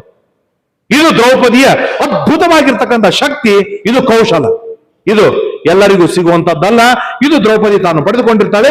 ಹೀಗೆ ಸುಖವಾದ ಜೀವನವನ್ನು ಅನ್ಯೋನ್ಯವಾಗಿ ಪ್ರೀತಿಯಿಂದ ನಡೆಸ್ತಾ ಇರ್ತಾರೆ. ಇಷ್ಟಕ್ಕೆ ಏನಾಗತ್ತೆ ಅಂತಂದ್ರೆ ವರ್ಷ ಮುಗಿತಾ ಬಂದು ಬಿಟ್ಟಿರ್ತದೆ, ಕೇವಲ 1 ತಿಂಗಳು ಉಳಿದಿರ್ತದೆ. ಆಗ ಒಂದು ಅಥ ಮಾಸೇ ಚತುರ್ಥೆ, ಆಗ 5-6 ತಿಂಗಳವಾದ ಮೇಲೆ ಅಲ್ಲೊಂದು ರುದ್ರದೇವರ ಉತ್ಸವ.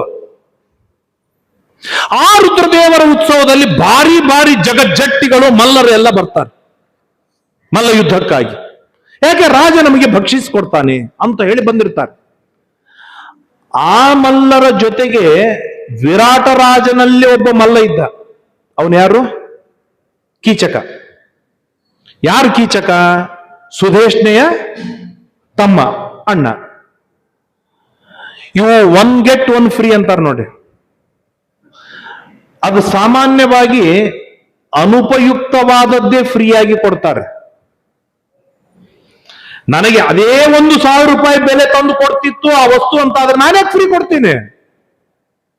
ಈ 2 ವಸ್ತು ಅನುಪಯುಕ್ತವಾಗಿರ್ತದೆ, ಅದಕ್ಕಾಗಿ ಇದಕ್ಕೆ 1,000 ರೂಪಾಯಿ ಇಟ್ಟೆ, ಅದನ್ನು ಫ್ರೀ ಆಗಿಟ್ಟೆ, ನನಗೆ ಬರೋ ದುಡ್ಡು ನನಗೆ ಬಂತು. ಇದು ಈಗಿನ ಸ್ಟ್ರಾಟಜಿ.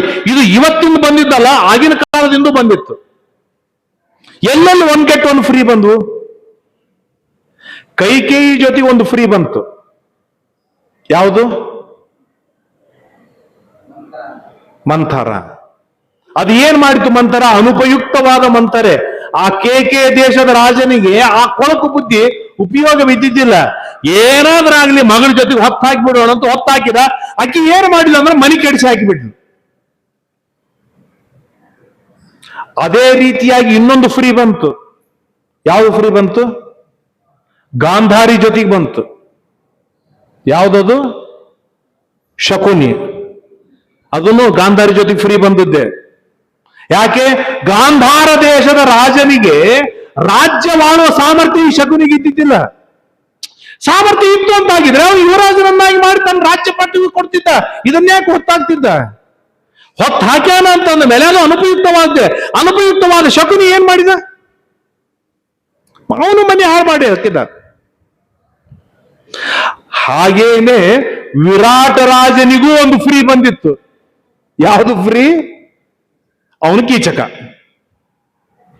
ಹಾಗಾಗಿ ಮಾರ್ಕೆಟಿನೊಳಗೆ ಎಂದಿಗೂ ಫ್ರೀ ಸಿಗ್ತದೆ ಅಂತ ಹೇಳಿ ಅದರಿಂದ ಹೋಗಬಾರದು. ಆ ಫ್ರೀ ಒಳಗೆ ಸಿಕ್ಕ ಅಂಗಿ ಏನಿರ್ತದೆ ಅದು ಒಂದಿಲ್ಲ ಒಂದ್ ದಿವಸ ನಮ್ಮ ಮಾನ ತೆಗೆಯುತ್ತೆ.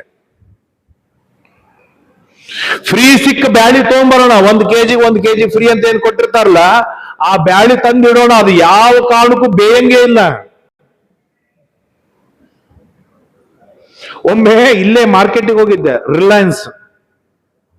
ಅಲ್ಲಿ ಪಡೋಲಕಾಯಿ 20 ರೂಪಾಯಿ ಕಿಲೋ ಇತ್ತು. ಚಂದ ನೋಡ್ಲಿಕ್ಕೂ ಭಾರಿ ಇತ್ತು, ಭಾರಿ ಅದಂತೇಳಿ ಮತ್ತ ಪೊಡ್ಲಕಾಯಿ ಈಗ ಎಲ್ಲಿಯೂ ಸಿಗಂಗಿಲ್ಲ ಹೊರಗೆ ಮಾರ್ಕೆಟ್ನಾಗ, ಸಿಕ್ಕಾವ ಅಂತ ಒಂದ್ 4-5 ಕಿಲೋ ಹಾಕೊಂಡು ಹೋಗ್ಬಿಟ್ಟೆ ಮನೆಗೆ. ಒಂದ್ ವಾರ 10 ದಿವಸ ಬಜ್ಜಿ ಮಾಡೋಣ, ಏನಂತಾರೆ ಭರ್ತಾ ಮಾಡೋಣ, ಹುಳಿ ಮಾಡೋಣ, ಏನ್ ಬೇಕಾದ್ದು ಮಾಡ್ಕೊಂಡು ತಿನ್ಬೋದು ಅಂತೇಳಿ ಕುಕ್ಕರ್ನಾಗ ಇಟ್ರೆ ಅನ್ನ ಹಾಕ್ತಿತ್ತು ಹೊರತು ಆ ಪೊಡ್ಲಕಾಯಿ ಬೇಯ್ತಿದ್ದಿಲ್ಲ. ಯಾಕೆ? ಅದು ಫ್ರೀ ಆಗಿ ಅರ್ಧ ರೇಟಿಗೆ ಡಿಸ್ಕೌಂಟ್ ಆಗಿ ಕೊಟ್ಟದ್ದು. ಎಂದಿಗೂ ಕೂಡ ಅಂತಹದ್ದಕ್ಕೆ ನಾವು ಮಾರು ಹೋಗಬಾರ್ದು. ಹಾಗೆ ಇದ್ದವನು ಕೀಚಕ. ಆದರೆ ಒಂದು ಪ್ಲಸ್ ಪಾಯಿಂಟ್ ಏನಿತ್ತು ಅಂತಂದ್ರೆ ಕೀಚಕ ಬಲಾಢ್ಯ, ಭಾರಿ ಶಕ್ತಿ. ಹಾಗಾಗಿ ಆ ಕೀಚಕನನ್ನು ವಿರಾಟ ದೇಶದ ರಾಜ್ಯದ ರಕ್ಷಣೆಗಾಗಿ ಇಟ್ಟುಕೊಂಡಿದ್ದ. ತನ್ನ ಬಲದಿಂದ ವಿರಾಟ ರಾಜನನ್ನು ಮೆತ್ತಗೆ ಮಾಡಿ ಚಕ್ರವರ್ತಿ ಏನಂತಾರೆ ಸೇನಾಧಿಪತಿ ಆಗಿಬಿಟ್ಟಿದ್ದ. ಆ ಕೀಚಕ ದೇಶ ದಿಗ್ವಿಜಯಕ್ಕಾಗಿ ಹೊರಗೆ ಹೋಗಿರ್ತಾನೆ. ಆಗ ಈ ಎಲ್ಲ ಮಲ್ಲರು ವಿರಾಟ ರಾಜನ ಮೇಲೆ ದಾಳಿ ಮಾಡ್ತಾರೆ. ಈ ಹಬ್ಬದ ನಿಮಿತ್ತ ಮಾಡಿ ದಾಳಿ ಮಾಡ್ತಾರೆ. ಏನಾದ್ರೂ ಮಾಡಿ ವಿರಾಟ ರಾಜನಿಗೆ ಅವಮಾನ ಮಾಡಿಬಿಡೋಣ, ಯಾಕೆ ಕೀಚಕ ನಮಗೆ ಅವಮಾನ ಮಾಡ್ತಾನೆ, ನಾವ್ಯಾಕೆ ಅವಮಾನ ಮಾಡಬಾರ್ದು ಅಂತ ಹೇಳಿ ಯುದ್ಧಕ್ಕೆ ಬಂದ್ರೆ ಆ ಎಲ್ಲ ಮಲ್ಲರನ್ನು ನೋಡಿ ವಿರಾಟ ರಾಜನ ಮಲ್ಲರೆಲ್ಲ ಓಡಿ ಹೋಗ್ಬಿಡ್ತಾರೆ, ಪಲಾಯನ ಮಾಡಿಬಿಡ್ತಾರೆ. ಇದು ರಾಜನಿಗೆ ಭಾರಿ ಅವಮಾನ, ಸೋಲಿದು ಒಂದು ಅರ್ಥದೊಳಗೆ. ಭಾರಿ ತಲೆ ತೆಳಗ್ ಹಾಕೊಂಡ, ತಲೆ ಬಿಸಿಯಾಗಿದೆ, ವಿಚಾರ ಮಾಡ್ತಾ ಕುಳಿತುಕೊಂಡ್ಬಿಟ್ಟಿದ್ದಾನೆ ವಿರಾಟ ರಾಜ. ಆಗ ರಾಜನಿಗೆ ಸಲಹೆ ಕೊಡುವವರು ಯಾರು? ಕಂಕ, ಧರ್ಮರಾಜ. ಅವನ್ ಬಂದ, ರಾಜ ಯಾಕೋ ತಲೆ ಬಿಸಿ ಮಾಡ್ಕೊಂಡು ಕೂತಿ, ಏನಾಗಿದೆ ನಿನಗೆ? ಏನಿಲ್ಲ ಮಹಾರಾಯ, ಉತ್ಸವ ನಡೀತಾ ಇದೆ, ಕೀಚಕ ಇಲ್ಲ. ಆಗ ಅವನಿಗೆ ನೆನಪಾಯ್ತು ಭಾವಮೈದಂದು ಉಪಯೋಗ ಬಿದ್ದಾಗ. ಕೀಚಕ ಇಲ್ಲ, ಎಂತ ಅವಸ್ಥೆ ಬಂದ್ ನೋಡು, ಎಲ್ಲರೂ ಪಲಾಯನ ಮಾಡಿ ಹೋಗ್ಬಿಟ್ಟಿದ್ದಾರೆ, ಏನ್ ಮಾಡ್ಬೇಕು? ನಾವು ಸೋತಾಗ ಆಯ್ತಲ್ಲ, ಈಗ ಏನ್ ನಮ್ಮ ಪರಿಸ್ಥಿತಿ? ಈಗ ಯಾಕೋ ಚಿಂತೆ ಬಹಳ ಮಾಡಬಾರದು. ಯಾವ ಚಿಂತೆಗೆ ಸೊಲ್ಯೂಷನ್ ಇದೆ ಆ ಚಿಂತೆ ಮಾಡೋದು ಯೋಗ್ಯವಾಗಿದೆ. ಯಾವ ಚಿಂತೆಗೆ, ಯಾವ ಯೋಚನೆಗೆ ಸೊಲ್ಯೂಷನ್ ಸಿಗೋದಿಲ್ಲ ಆ ಚಿಂತೆ ಮಾಡಿ ವೇಸ್ಟ್ ಅದು. ನಾನೇನೋ ಈ ಕೈ ಆಡ್ಸ್ಕೋತ ಕೂತೆ, ಯಾಕೋ ಅಂತ ಟೆನ್ಷನ್ ಮಾಡ್ಕೊಂಡೆ. ನೀವ್ಯಾರೋ ಕೇಳಿದ್ರಿ, ಆಚಾರ್ಯ ಯಾಕೆ ಏನಾಗಿದೆ? ಇಲ್ಲ, ಈ ಗಾಳಿ ಹಿಡಿಯೋದಕ್ಕೆ ಹೇಗೆ ಹಿಡಿಬೇಕು ಅಂತ ಪ್ರಯತ್ನ ನಡೆಸೀನಿ ಅಂದ್ರೆ ಹುಚ್ಚಂತೀರ್ರಿ. ಇಷ್ಟೊತ್ತು 1 ಗಂಟೆ ಇವನು ಮಾತು ಕೇಳ್ಕೊಂಡು ಕೂತೀವಲ್ಲ ಅಂತೇವೆ. ಅದಕ್ಕೊಂದು ಪರಿಹಾರ ಸಿಗಬೇಕು ನಮ್ಮ ಚಿಂತೆಗೆ. ಹಾಗಾಗಿ ವಿಚಾರ ಯಾಕೆ ಮಾಡ್ತೀವಿ? ಬಹಳ ತಲೆ ಕೆಡಿಸಿಕೊಳ್ಬೇಡ. ಅವತ್ತು ನೋಡು, ನಾನು ಬಂದು ದಿವಸ ಒಬ್ಬನು ಬಂದ ಅಡಿಗೆವನು, ಅವನೊಂದು ಮಾತು ಹೇಳಿದ, ನನಗೆ ನೆನಪಿದೆ. ಯಾರಾದ್ರೂ ಮಲ್ಲರು ಸಿಕ್ಕರೆ ಅವ್ರ ಜೊತೆಗೆ ಯುದ್ಧವಾಡ್ತೇನೆ, ಧರ್ಮರಾಜನಲ್ಲಿ ರಾಜ್ಯದೊಳಗೆ ನಾನು ಯುದ್ಧವಾಡ್ತಿದ್ದೆ ಅಂತ ಹೇಳಿದ್ದಲ್ಲ, ಕರೆಸುವವನಿಗೆ.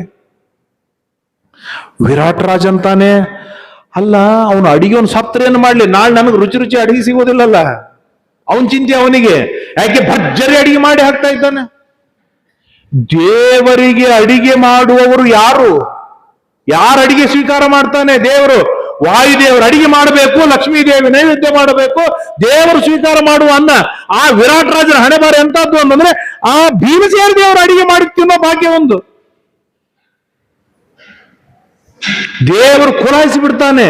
ದೇವ್ರ ಭಕ್ತರಾಗಿರ್ಬೇಕು ನಾವು. ಏನೋ ವೈಭವಗಳನ್ನು ಕೊಟ್ಟು ಬಿಡ್ತಾನೆ. ಅವನಿಗೆ ಚಿಂತೆ, ಅವನಿಗೆ ಈ ಮಲ್ಲರ ಮುಂದೆ ಆ ಅಡಿಗೆವನು ಸತ್ತು ಬಿದ್ದ ಅಂತಂದ್ರೆ ನನ್ನ ಹೊಟ್ಟೆಯ ನಾಳಿಗೆ.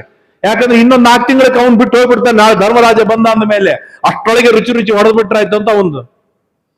ಧರ್ಮರಾಜ ಹೇಳ್ತಾನೆ, ಏನ್ ವಿಚಾರ ಮಾಡ್ಬೇಡ, ಬಾ ಅಂತ ಹೇಳಿ ನೀನು ಕರ್ಸವನು.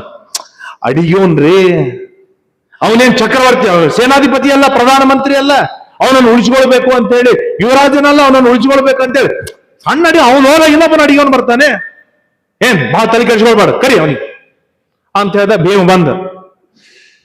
ಭೀಮ ಬಂದ್ರೆ, ಅನೇನ ಸಹ ಮಲ್ಲೇನ ಯೋತ್ತುಂ ಶಕ್ನೋತಿ ಭೂಪತೆ ನರೇಂದ್ರತೆ ಪ್ರಭಾವೇನ. ಭೀಮ ಬಂದ, ಏನ್ ರಾಜ, ಏನ್ ಕರೆದಿದ್ದ, ಆಜ್ಞೆ ಮಾಡ್ಬೇಕು. ಏನಿಲ್ಲ, ನಮ್ಮ ಮಲ್ಲರ ಜೊತೆಗೆ ಯುದ್ಧವಾಡ್ಬೇಕು. ಆಡ್ತೀಯಾ? ಶಕ್ತಿ ಅದ ನನಗೆ ಹೇಳು, ಆಮೇಲೆ ಹೋಗಿ ನನಗೆ ಮರ್ಯಾದೆ ತೆಗಿಬೇಡ ನೀನು. ಅಲ್ಲಿ ಹೋಗಿ ಸೋತು ಬಂದ ನಾ ಏನ್ ಮಾಡ್ಲಿ? ರಾಜ, ನೀನ್ ಆದೇಶ ಮಾಡಿದ್ದೆ, ಇಷ್ಟು ದಿವಸ ಊಟಕ್ಕೆ ಹಾಕಿ ನೀನ್ ಆದೇಶ ಮಾಡಿದ್ದೆ, ಆದ್ರೆ ಋಣ ತೀರ್ಸ್ಬೇಕಲ್ಲ ನಾವು. ಏನ್ ವಿಚಾರ ಮಾಡ್ಬೇಡ, ನಾ ಹೋಗ್ತೀನಿ ನಡಿ ಅಂತ ಹೇಳಿ ಯುದ್ಧಕ್ಕೆ ಹೋದ. ಅಥ ಸೂದೇನ ತಮ್ಮಲ್ಲಂ ಯೋಧಯಾಮಾಸ ಮತ್ಸರಾಟ್. ಒಬ್ಬ ಅಡಿಗೆವ, ಇನ್ನೊಬ್ಬನು ಬಲಾಢ್ಯ ಮಲ್ಲ. ಇಬ್ಬರದು ಯುದ್ಧ ಪ್ರಾರಂಭವಾಯ್ತು. ಏನ್ ಪ್ರಾರಂಭ ಅಂದ್ರೆ ಯುದ್ಧದ ವರ್ಣನೆಯನ್ನು ಮಾಡ್ತಾರೆ. ಮೊಟ್ಟ ಮೊದಲಿಗೆ ಕೀಚಕನ ಯುದ್ಧದ ಪ್ರಸಂಗದೊಳಗೆ ಹೇಳ್ತೇನೆ, ಮೊಟ್ಟ ಮೊದಲಿಗೆ ಕಣ್ಣಿನಿಂದ ಯುದ್ಧ. ಕಣ್ಣಿನಿಂದ ಯುದ್ಧದೊಳಗೆ ಭೀಮಸೇನ ದೇವರು ಸೋಲಿಸ್ತಾರೆ. ಏನ್ ಕಣ್ಣಿನಿಂದ ಯುದ್ಧ? ದಿಟ್ಟಿಸಿ ನೋಡ್ತಾರೆ ಇಬ್ರು ಸಿಟ್ಟಿನಿಂದ, ಸತ್ತವನ ಅಲ್ಲೇ ಮಲ್ಲ. ಆಮೇಲೆ ಎದೆಯಿಂದ ಯುದ್ಧ, ಕೈಯಿಂದ ಯುದ್ಧ, ತಲೆಯಿಂದ ಯುದ್ಧ. ಆಮೇಲೆ ಜೋರ್ದಾರ ಯುದ್ಧ ಮಾಡಿದ್ರು. ಒಬ್ಬ ಮಲ್ಲ ಸತ್ತ, ಎರಡನೇದವನು ಸತ್ತ. ಹೀಗೆ 100 ಜನ ಮಲ್ಲರನ್ನು ಚಂಡಾಡಿ ಬಿಡ್ತಾನೆ ಭೀಮಸೇನ ದೇವರು ಒಂದೇ ಹೊತ್ತಿನೊಳಗೇನೆ.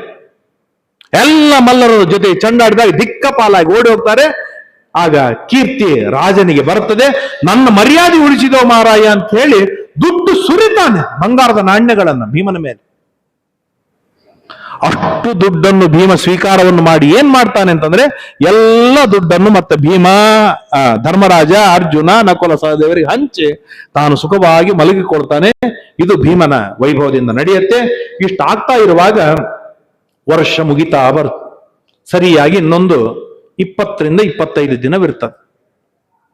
ಆಗ ವಸಮಾನೇಶು ಪಾರ್ಥೇಶು ಮತ್ಸ್ಯ ನಗರೇ ತದಾ ಮಹಾರಥೇಶು ಚನ್ನೇಸು ಮಾಸಾದಶ ಸಮಾಯು. 10 ತಿಂಗಳು ಕಳೆದು ಹೋಗ್ಬಿಟ್ಟಿದೆ, ಇನ್ನ 2 ತಿಂಗಳು ಉಳಿದಿದೆ. 2 ತಿಂಗಳು ಉಳಿದಾಗ ಆಗ ದೇಶದ ದಿಗ್ವಿಜಯಕ್ಕೆ ಹೋದ ಭೂಪ ದೈತ್ಯ ಕೀಚಕ ಬರ್ತಾನೆ.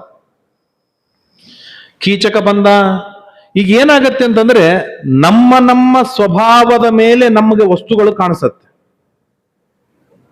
ಈಗ ಇದೇ ಹಾಲಿಗೆ ಒಬ್ಬ ದನಕಾಯನು ಬಂದ್ರೆ ಅವನಿಗೆ ಏನ್ ಕಾಣಿಸುತ್ತೆ ಹೇಳಿ? ಅಲ್ಲಿ ನಾನು ನೀವು ಯಾವುದು ಕಾಣಿಸೋದಿಲ್ಲ, ಅಲ್ಲಿ ಹುಲ್ಲು ಅಷ್ಟೇ ಕಾಣಿಸುತ್ತೆ, ರೈಟ್? ಇಲ್ಲಿ ಪ್ರವಚನಕ್ಕಾಗಿ ಬಂದವರಿಗೆ ಪ್ರಾಣದೇವರು ಹುಲ್ಲು ಯಾವುದು ಕಾಣಿಸೋದಿಲ್ಲ, ವೇದಿಕೆ ಕಾಣಿಸುತ್ತೆ. ಪ್ರಾಣದೇವರಿಗಾಗಿ ಬಂದ್ರೆ ಈ ಮೈಕು ಆವಾಜು ಯಾವುದು ಕೇಳಿಸೋದಿಲ್ಲ, ಅಲ್ಲಿ ಅಷ್ಟೇ ಪ್ರದಕ್ಷಿಣೆ ಹಾಕಿ ಹೋಗಿಬಿಡ್ತಾರೆ. ಯಾಕೆ? ನಾವು ಯಾವುದಕ್ಕಾಗಿ ಬಂದಿದ್ದೇವೆ ಅದಷ್ಟು ಮಾತ್ರ ನಮಗೆ ಕಾಣಿಸುತ್ತೆ. ಅದು ನನ್ನ ಸ್ವಭಾವವಾಗಿರುತ್ತೆ. ಈಗ ಗುಣವಂತ ಬಂದ ಅಂದ್ರೆ ಅವನಿಗೆ ಗುಣಿಗಳೇ ಕಾಣಿಸ್ತಾರೆ, ದೋಷಿ ಬಂದ ಅಂತಂದ್ರೆ ಅವನಿಗೆ ದೋಷಗಳೇ ಕಾಣಿಸುತ್ತೆ. ಶ್ರೀಮಂತ ಬಂದ್ರೆ ಅವನಿಗೆ ಶ್ರೀಮಂತರೇ ಕಾಣಿಸ್ತಾರೆ, ಅವರಿಗೆ ಹೋಗಿ ಶೇಖರಣೆ ಮಾಡ್ತಾನೆ. ಬಡವ ಬಂದ ಅಂತಂದ್ರೆ ಅವನಿಗೆ ಬಡವರೇ ಕಾಣಿಸ್ತಾರೆ, ಅವ್ರ ಜೊತೆಗೆ ಹೋಗಿ ಫ್ರೆಂಡ್ಶಿಪ್ ಮಾಡ್ತಾನೆ, ಶ್ರೀಮಂತರ ಕಡೆಗೆ ಹೋಗೋದೇ ಇಲ್ಲ. ಯಾಕೆ ಅಂತಂದ್ರೆ ಅವ್ರವ್ರ ಮೆಂಟಾಲಿಟಿ, ಅವ್ರವ್ರ ಸ್ವಭಾವ ಆ ವ್ಯಕ್ತಿಗೆ ಅದೇ ತರಹದ ವ್ಯಕ್ತಿಗಳೇ ಅವನ ಕಣ್ಣಿಗೆ ಕಾಣ್ತಾರೆ. ಹಾಗೆ ಕೀಚಕ ಬಂದ. ಕೀಚಕ ಬಂದಾಗ ಈ ಮಲ್ಲರನ್ನು ಸೋಲಿಸಿದ ಭೀಮನಾಗಲಿ, ಭೀಮನನ್ನು ಸಜೆಸ್ಟ್ ಮಾಡಿರ್ತಕ್ಕಂಥ ಧರ್ಮರಾಜನಾಗಲಿ ಇವರ್ಯಾರೂ ಕಣ್ಣಿಗೆ ಕಾಣಿಸ್ತೇ ಇಲ್ಲ. ಯಾಕೆ? ಆ ಕೀಚಕ ಇಷ್ಟು ದುಷ್ಟನಾಗಿದ್ದ ಅಂತಂದ್ರೆ ಅಲ್ಲಿರುವ ಲಕ್ಷಾವಧಿ ಜನರೊಳಗೆ ಕೀಚಕನ ಕಣ್ಣಿಗೆ ಬಿದ್ದಿದ್ದು ದ್ರೌಪದಿಯೇ. ಯಾಕೆ? ಆ ಕೀಚಕ ಕಾಮುಕ, ಆ ಕೀಚಕ ದುಷ್ಟ, ಆ ಕೀಚಕ ನೀಚ. ಆ ನೀಚರಾದ ವ್ಯಕ್ತಿಗಳಿಗೆ ಕಣ್ಣಿಗೆ ಕಾಣಿಸೋದು ಪರಹಣ, ಪರದ್ರವ್ಯ, ಪರಸ್ತ್ರೀ. ಹಾಗಾಗಿ ನೋಡಿದವನೇನೆ ಮೊದಲಿಗೆ ಸಲಿಗೆಯಿಂದ ಮಾತಾಡ್ಲಿಕ್ಕೆ ಹೊರಟು ಬಿಟ್ಟ. ಕಾತ್ವಂ ಕಸ್ಯಾಸಿ ಕಲ್ಯಾಣಿ, ಅಲ್ಲೇ ಯಾರು ನೀನು? ಇಷ್ಟು ವರ್ಷದಿಂದ ನಾನು ವಿರಾಟ್ ರಾಜನ ಪಟ್ಟಣದಲ್ಲಿದ್ದೇನೆ, ನಿನ್ನ ನೋಡೇ ಇಲ್ಲಲ್ಲ. ಯಾವಾಗ ಬಂದಿ ಇದಕ್ಕೆ? ಲಕ್ಷ್ಮಿ ಏನು, ಪದ್ಮಾಲಯ ಏನು, ಶ್ರೀನ, ಕೀರ್ತಿನ, ಕಾಂತಿನ, ಯಾರು ನೀನು? ಇದಂ ಹಿ ರೂಪಂ ಪ್ರಥಮಂ ತವಾನಗೆ, ಇಂಥ ಅತ್ಯದ್ಭುತವಾದ ರೂಪವನ್ನು ನಾನು ನೋಡೇ ಇಲ್ಲ. ಫಸ್ಟ್ ನನ್ನ ಇಡೀ ಲೈಫ್ನೊಳಗೆ ನಿನ್ನ ನೋಡ್ತಾ ಇರೋದು. ಅಹಂಚತೆ ಸುಂದರಿ ದಾಸವಸ್ಥಿತ. ಹೇ ಸುಂದರಿ, ನಿನಗೆ ದಾಸನಾಗಿ ಇರ್ತೇನೆ, ನಿನ್ನ ಕೈ ಕಾಲು ತೊಳ್ಕೊಂಡು ಅಂತ ಹೇಳಿ ಸಾಕಷ್ಟು ಪ್ರಲೋಭನೆಯನ್ನು ಕೊಡ್ತಾನೆ. ಅಯಶ ಪ್ರಾಪ್ನುಯಾದ್ ಘೋರಂ ಮಹದ್ವಾ ಪ್ರಾಪ್ನುಯಾದ್ ಭವ್ಯಂ. ಈ ಸಾಕಷ್ಟು ಮಾತುಗಳನ್ನು ಹೇಳಿದಾಗ ಏವ ಮುಕ್ತಸ್ತು ಸವಿರಂಧ್ರ ಕೀಚಕ ಕಾಮಮೋಹಿತ ಜಾನನ್ ನಬಿ ಸುದುರ್ಬುದ್ಧಿ. ಕೀಚಕ ಶಾಸ್ತ್ರ ಓದಿದವನು, ದುಷ್ಟ ಬುದ್ಧಿ ಇರಲಿ, ಶಾಸ್ತ್ರ ಓದಿದವನು, ಅವನಿಗೆಲ್ಲ ಗೊತ್ತು. ಏನ್ ಗೊತ್ತು? ದೋಷಾನ್ ಬಹೂನ್ ಪ್ರಾಣ ಹರಾನ್ ಸರ್ವಲೋಕ ವಿಗರ್ಹಿತಾನ್. ಪರಸ್ತ್ರೀಯನ್ನು ಕಣ್ಣಾತಿ ನೋಡುವುದು ಏನಿದೆ, ಇದು ಮಾನ ಹೋಗತ್ತೆ, ಮರ್ಯಾದೆ ಹೋಗತ್ತೆ, ಕೊನೆಗೆ ಪ್ರಾಣವೂ ಹೋಗತ್ತೆ ಎನ್ನುವುದು ಕೀಚಕನಿಗೆ ಗಟ್ಟುಮುಟ್ಟಾಗಿ ಗೊತ್ತು. ಇಷ್ಟು ಗೊತ್ತಿದ್ದು ಕಾಮ ಕುರುಡ ಅಂತಾರೆ. ಹಾಗೆ ದ್ರೌಪದಿ ಮೇಲೆ ಗಟ್ಟಿಯಾಗಿ ಕಣ್ಣು ಹಾಕಿದ. ಹೇಳ್ತಾನೆ, ನೋಡೇ ದ್ರೌಪದಿ, ಪೃಥಿವ್ಯಾಂ ಮತ್ಸಮೋ ನಾಸ್ತಿ. ಸಮಗ್ರವಾದ ಪೃಥ್ವಿಯೊಳಗೆ ನನಗೆ ಸಮರಾದವರು ಯಾರು ಇಲ್ಲ. ಯಾರು ನಿನ್ನ 5 ಜನ ಗಂಧರ್ವರು ಅಂತ ಹೇಳ್ತೀಯ? ಹಾಗಾಚೆ ಅವ್ರನ್ನ ತಳ್ಳಿ ಹಾಕ. 100 ಜನ ಗಂಧರ್ವರಿಗೆ ಇರಬೇಕಾದ ವೈಭವ ನಾನು ನಿನಗೆ ಕೊಡ್ತೇನೆ, ಸುಖ ಕೊಡ್ತೇನೆ, ನನ್ನನ್ನು ಒಪ್ಪಿಕೋ ಅಂತ ಹೇಳಿ ಸಾಕಷ್ಟು ಮಾತುಗಳನ್ನು ಹೇಳ್ತಾನೆ, ಪ್ರಲೋಭನೆಯನ್ನು ಕೊಡ್ತಾನೆ. ಸೂತ ಪುತ್ರ ಮುಖ್ಯಸ್ವ ಮಾಧ್ಯ ತ್ಯಕ್ಷಸ್ವ ಜೀವಿತಂ. ಸೂತಪುತ್ರ ಕೀಚಕ, ನನ್ನನ್ನು ನೋಡಬೇಡ, ನನ್ನ ಕಣ್ಣೆತ್ತಿ ನೋಡುವ ಅಧಿಕಾರ ನಿನಗಿಲ್ಲ, ನಿನಗೆ ಹೋಗಾಚೆ ಅಂತ ಹೇಳಿ ಸಾಕಷ್ಟು ಬೈತಾಳೆ. ಬೈದು ಓಡಿಸಿ ಬಿಡ್ತಾಳೆ ಕೀಚಕನನ್ನು. ಆದರೆ ದುಷ್ಟ ಬಿಟ್ಟು ಹೋಗ್ತಾನ ಇಷ್ಟಕ್ಕೆ? ನೇರವಾಗಿ ಅಕ್ಕನ ಹತ್ರ ಹೋದ. ಅಕ್ಕ ಅಂತ ಪ್ರೀತಿಯಿಂದ ಹೋದ ಕೂಡಲೇ ಅಕ್ಕಕ್ಕೆ ಗೊತ್ತಾಯ್ತು, ಮಗನೇ ಏನ್ ಮಸ್ಕ ಹಚ್ಚಲಿಕ್ಕೆ ಬಂದಿ ಅಂತ ಕೇಳಿ. ಅಲ್ಲ, ನೀ ಹಾಗಿದ್ದಿ ಹೀಗಿದ್ದಿ, ಎಷ್ಟು ಚಂದ ಊಟಕ್ಕೆ ಹಾಕ್ತಿ ಹೊಟ್ಟೆಗೆ ಹಾಕ್ತಿ ಅಂತ ಹೇಳಿ ಹೊಗಳಿ ಹಾಡಿ ಹೊಗಳಿ ಹೇಳ್ತಾನೆ. ಅಲ್ಲ, ಅವಳು ಯಾರು? ಅವಳು ನಿನ್ ಸೇವೆ ಮಾಡ್ಕೊಂಡಿದ್ದಾಳ ಸೈರಂಧ್ರಿ, ಕೊಟ್ಟು ಕಳಿಸ್, ನನ್ನ ಹತ್ರ ಕೊಟ್ಟು ಕಳಿಸು ಅಂತ ಹೇಳಿದಾಗ ಅವಳು ಹೇಳ್ತಾಳೆ, ಹುಚ್ಚ, ಅವಳ ಕಡೆ ಕಣ್ಣೆತ್ತಿ ನೋಡಬೇಡ, 5 ಜನ ಗಂಧರ್ವರು ಅವಳ ರಕ್ಷಣೆ ಮಾಡ್ಲಿಕ್ಕಿದ್ದಾರೆ, ಬಿಟ್ಬಿಡು. ಆಕಿಯನ್ನು ಬಿಟ್ಟು ಇನ್ನು 100 ಹೆಣ್ಣು ಹೇಳ ನಾ ಕಳಿಸ್ತೇನೆ, ಬಿಟ್ಬಿಡು. ಹೇಳ್ತಾನೆ, ಅಕ್ಕ ನನ್ನನ್ನು ಇಷ್ಟೇ ತಿಳ್ಕೊಂಡೆ ನೀನು? 5 ಗಂಧರ್ವರಲ್ಲ, 1000 ಜನ ಗಂಧರ್ವರು ಬರಲಿ, ಅವರನ್ನು ಸಂಹಾರವನ್ನು ಮಾಡಿ ಹಾಕೋ ಸಾಮರ್ಥ್ಯ ನನ್ನಲ್ಲಿ ಇದೆ, ಗೊತ್ತಿಲ್ವ ನಿನಗೆ ಅಂತ ಹೇಳಿ ಅಕ್ಕಗ ತಲೆ ತಿಂದು ಹಾಕ್ತ. ತಂದು ಹಾಕಿದಾಗ ಕೊನೆಗೆ ಏನಿದ್ರು ಅಣ್ಣ ತಮ್ಮದನ್ನು ಬಿಟ್ಕೊಡ್ಲಿಕ್ಕೆ ಆಗುವುದಿಲ್ಲ. ಅವ್ನು ಒಳ್ಳೇದೇ ಮಾಡ್ಲಿ ಕೆಟ್ಟದ್ದು ಮಾಡ್ಲಿ, ಬೈತಾಳೆ, ಹೇಳ್ತಾಳೆ, ಸಾಕಷ್ಟು ನಿಂದೆ ಮಾಡ್ಯಾಳು, ಆದ್ರೆ ಕೊನೆಗೆ ಅನಿವಾರ್ಯವಾಗಿ ಸಪೋರ್ಟ್ ಮಾಡ್ಲಿಕ್ಕೆ ಬೇಕಾಗತ್ತೆಲ್ಲ. ಆಯ್ತು ಬಿಡು ಅಂತ ಹೇಳಿ ಕೀಚಕನನ್ನು ಕೊಟ್ಟು ಕಳಿಸಿ ದ್ರೌಪದಿಯನ್ನು ಕರೆಸ್ತಾಳೆ. ಸುದೇಶ್ನೆ ಕರೆಸಿ ಹೇಳ್ತಾಳೆ, ಅಲ್ಲೇ ಸುದೇಶ್ನೆ, ಮತ್ತ ಕೀಚಕ ನನ್ನ ತಮ್ಮ ಬಹಳ ದೂರದಿಂದ ಬಂದಾನ, ಮತ್ತ ಅವನ್ ಸ್ವಲ್ಪ ಸೇವೆ ಮಾಡಿ ಹೋಗೋ ಒಂದು. ಆಗ ದ್ರೌಪದಿ ಹೇಳ್ತಾಳೆ, ನೋಡು ರಾಣಿ, ನಿನಗೆ ತಿಳಿಯದೇ ಇದ್ದ ವಿಷಯ ಅಲ್ಲ, ನಾನು ಹೇಳ್ತೇನೆ. ಏಕಸ್ತು ಕುರುತೆ ಪಾಪಂ ಸ್ವಜಾತಿಸ್ತೇನ ಹನ್ಯತೆ.